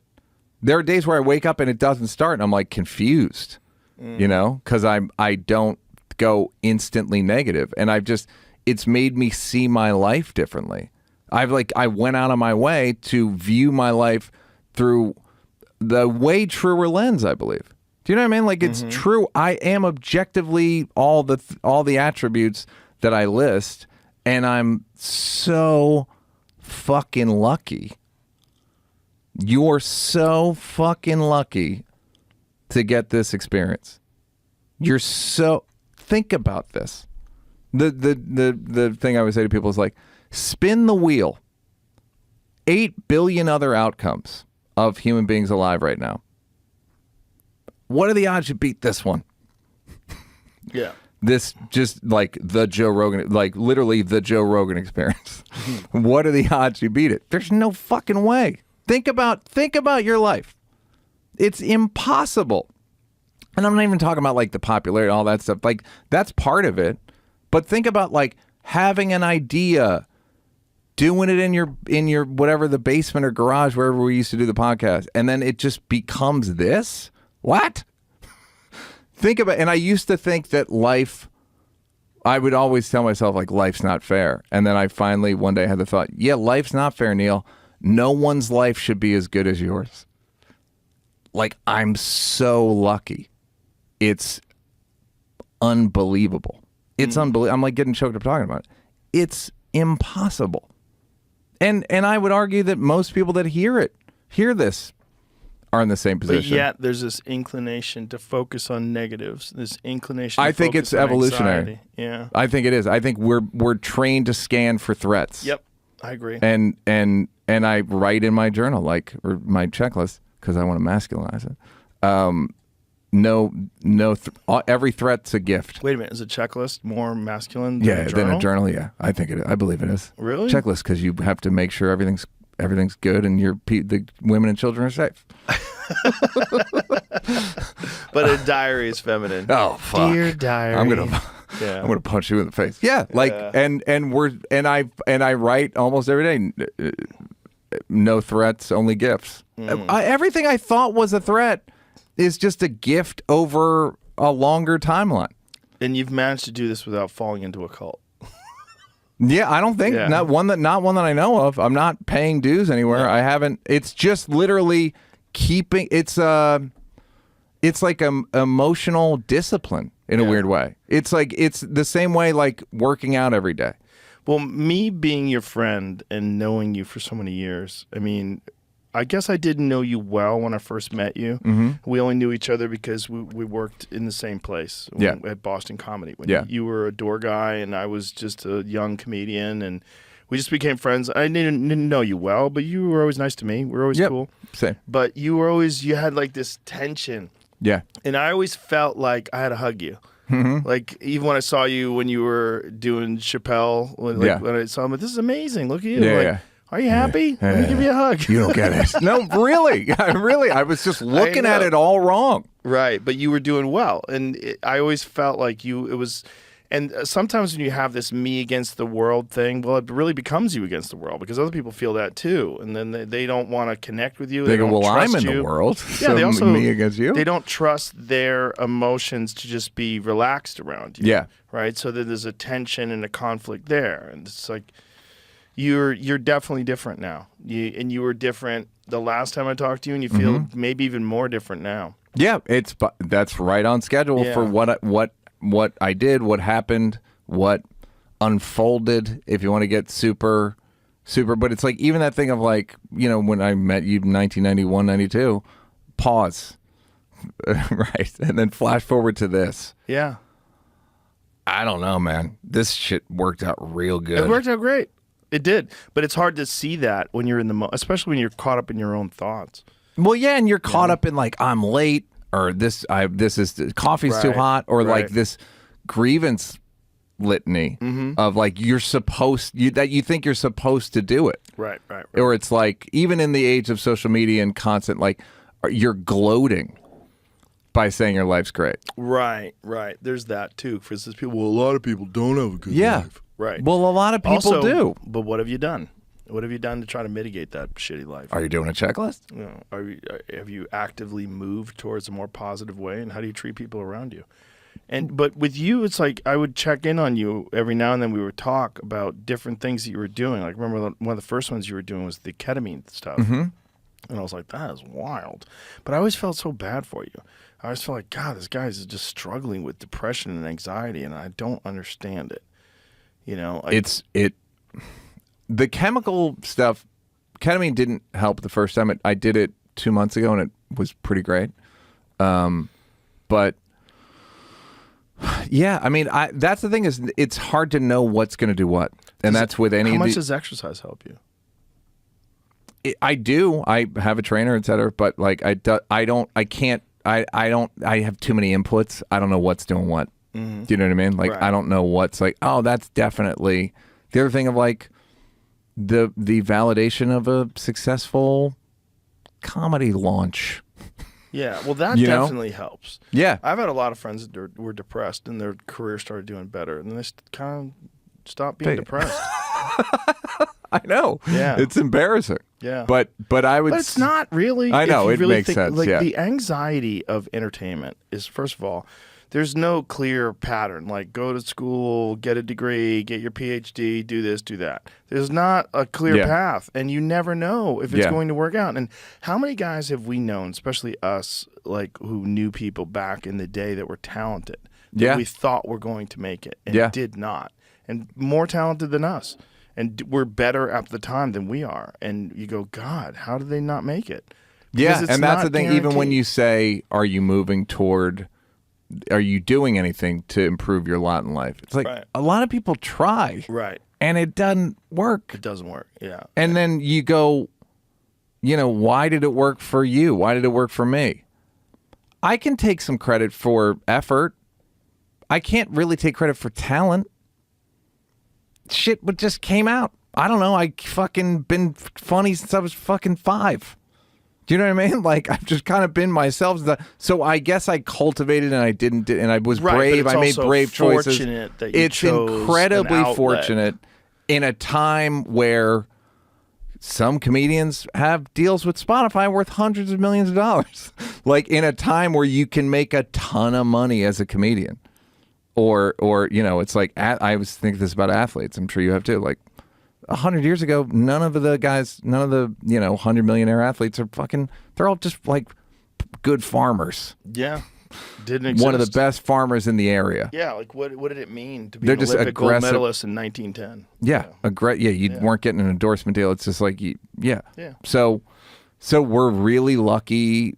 We're just lucky in so many ways. But I think whenever I tell people that, it's like, yeah, but you're good too. I'm like, so what? Yes, but I can't take credit for that. Yeah, and it's also like everyone's formula for success is different. No one can take your formula and just plug it into their life. It's like, but you have different circumstances. You have different hormones. You have different everything, different life experiences, different goals and needs and aspirations, different interests, different mentality. It's like, it doesn't work that way. It's like everyone has to find whatever the formula is, but there's certain things that seem to exist, and gratitude is a big one. That's such a hippie, unfortunately, a co-opted word. Yeah, you talked about it with Chris Williamson, I think, right? You guys talked about it. And it really is like Oprah-fied, Hallmarkified. Yeah. But real. Yeah, man. I think it's just a better way to look at. It's just a better way to look at. But we're sort of trained to make it like, no, you did it because you grinded and rose when no one else was there. All your enemies were asleep and you were doing whatever. Yeah. Yes. Well, that's true too. It also, yes, it is true. But like I said, a lot of people do that. Doesn't work. Yeah. They can't. They don't. They freeze up when the mic comes. Whatever. Right, They just whatever it is. Yeah. There are. You and I both worked hard and are fucking fortunate. I mean, I had the thought, I'm so fortunate. There's nothing I can do to compensate for this level of fortune. Meaning, like, there's no level of volunteer work. Right. I could volunteer the rest of my life. But you know what you do? You live a life by example. And then this conversation is so insanely valuable because there's going to be millions of people that hear you talk and say these things. And those people, many of them are going to get in their mind that there's a pathway out of this. Maybe I can't take Neal Brennan's pathway, but there's a pathway out of this. And here's a guy that was like deep, dark. Like, I remember running into you in the hallway one time at the Comedy Store, and you just had this look on your face, like the weight of the world was on your shoulders. And when I would say hi to you, whenever I'd say hi to you, I would always almost feel like I got to give this guy a hug. I really felt that way. Like, I want to give you a hug. Yeah. Like, I'm a happy person. Let me give you a hug, see if some of this shit wears off on you. Yeah. Yeah, but you weren't, you weren't you now. You're a different guy now. And just by people knowing that, even though it doesn't feel like it while it's happening, every time someone's in the middle of some shit, whatever it is, a breakup, you get fired, whatever it is, when you're in the middle of some shit, man, it doesn't feel like it's ever going to change. It feels like this is life from now on and it's unbearable and I'm fucked. And when people hear a guy like you, who's not only made it out of there, but made like real measurable success. Like it's quantifiable. You can see it. It's undeniable. They go, well, maybe I can do it too. Yeah, I hope so. They can. It's not easy. It's scary. But what the fuck is easy? Yeah. You tell me something that's worth doing that's easy. Yeah. What the fuck is easy? I don't even like that word. I hate that word. It's just a dumb word. Easy. The easy's not in the menu. It's not, but valuable. Well, worthwhile, I think that, yeah, exactly. But that's the thing that happens is like, because it's not, I was going to say like the easy pass, like literally on the freeway. Like that's easy. But even that, you gotta fucking slow down, right? Even that, and like you might find the thing, and you gotta. It's nothing. Tire iron someone left on the road. It's not. But it is like you said. It's worthwhile if it's difficult, Everything's difficult. And that's the thing that we can fall into this thing of like, you had to take a fucking shower and shave and find a shirt and just, it's not effortless, but that's part of life. And you can't get hung up on the sort of the upkeep part of it. Well, my strategy for that is to self-administer things that are far more difficult than anything that I'm going to experience in my day. And that's what I do with workouts. Like workouts for me, it's not just a physical thing. It's a mental thing as much as, if not more, than it's a physical thing. Because I don't want to do it. I still don't want to do it. Like sometimes I want to do it, but most times I don't. But I still do it. And do you have consciously think like, I don't want to do this chore for my wife or whatever, and then go, but you just sat in a fucking freezing cold water for 20 minutes. You can do it, buddy. I know. Or is it just embodied? I've done so many difficult things that I'm just comfortable doing difficult things. And I know those whispers, don't do it. Take the day off. Take a nap. Do this, do that. I know how to avoid those. But I know how to avoid those just because that's the path that I've carved in my head. So my pattern of behavior is always gravitate towards difficult things. And just do it. You don't want to do it and ignore those thoughts. And if I can make them so difficult that regular life is easy, like if you can fucking do a cold plunge, do 10 rounds in the bag, and then do 20 minutes and 195 degrees in a sauna, like the rest of the day is going to be easy. Yeah.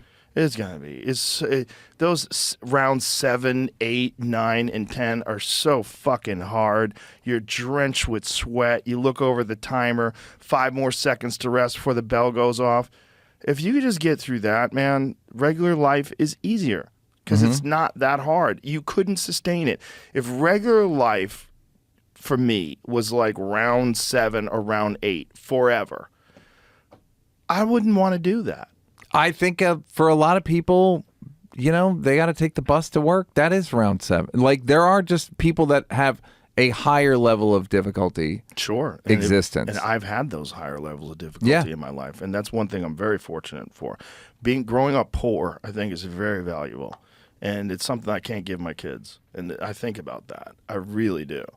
Because they don't understand the fear of not having food. They don't understand, like, your parents are on welfare and you know that you're eating from food stamps. It's like that fear, that drive, like there's no one coming to save you. You better go get things done.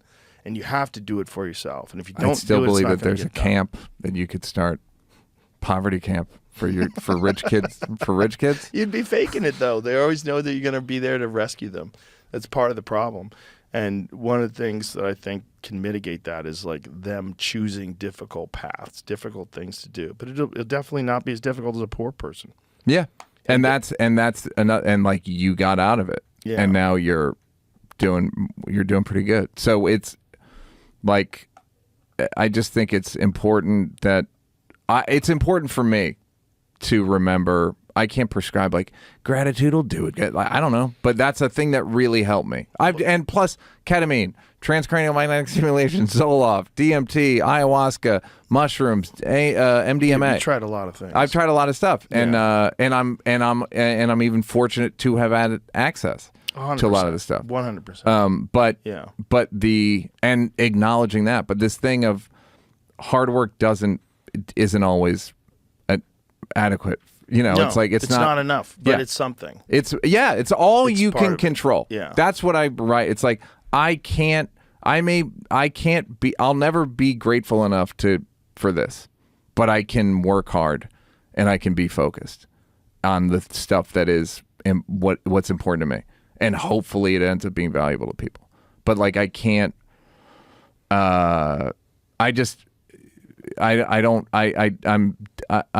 people would always go like, you're doing so well, and I'd be like, you don't, like you said, like, right. I'd be like, you don't fucking understand. This stupid sketch show is never going anywhere. And then all these things, you look back and you're like, I should have been so happy. Yeah. And or I could have been so happy. You know what I mean? It's an opportunity. I think you talking about this is very valuable. Yeah, I really do. I'm glad you're happy. And it's also the thing of like, I was going I know you're doing a nice wrap up and you'll have to restart it. The thing of like, some days I I'd be like we all feel stuck in our existence, you know? Yeah.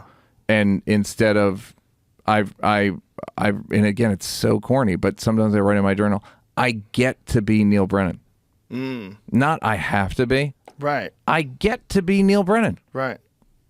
Yeah. You get to be a father. You get to be a whatever. Yeah. All the things that are like great. Yeah. It's not a threat. It's a gift. Elon posted something today about, or it was yesterday, that anxiety is essentially conspiracy theories that you make against yourself. I literally had that same. I thought about it with you and Dave, where it's like I only have conspiracy theories about why people don't like me. Well, I like you. Thank you, buddy. I like you too.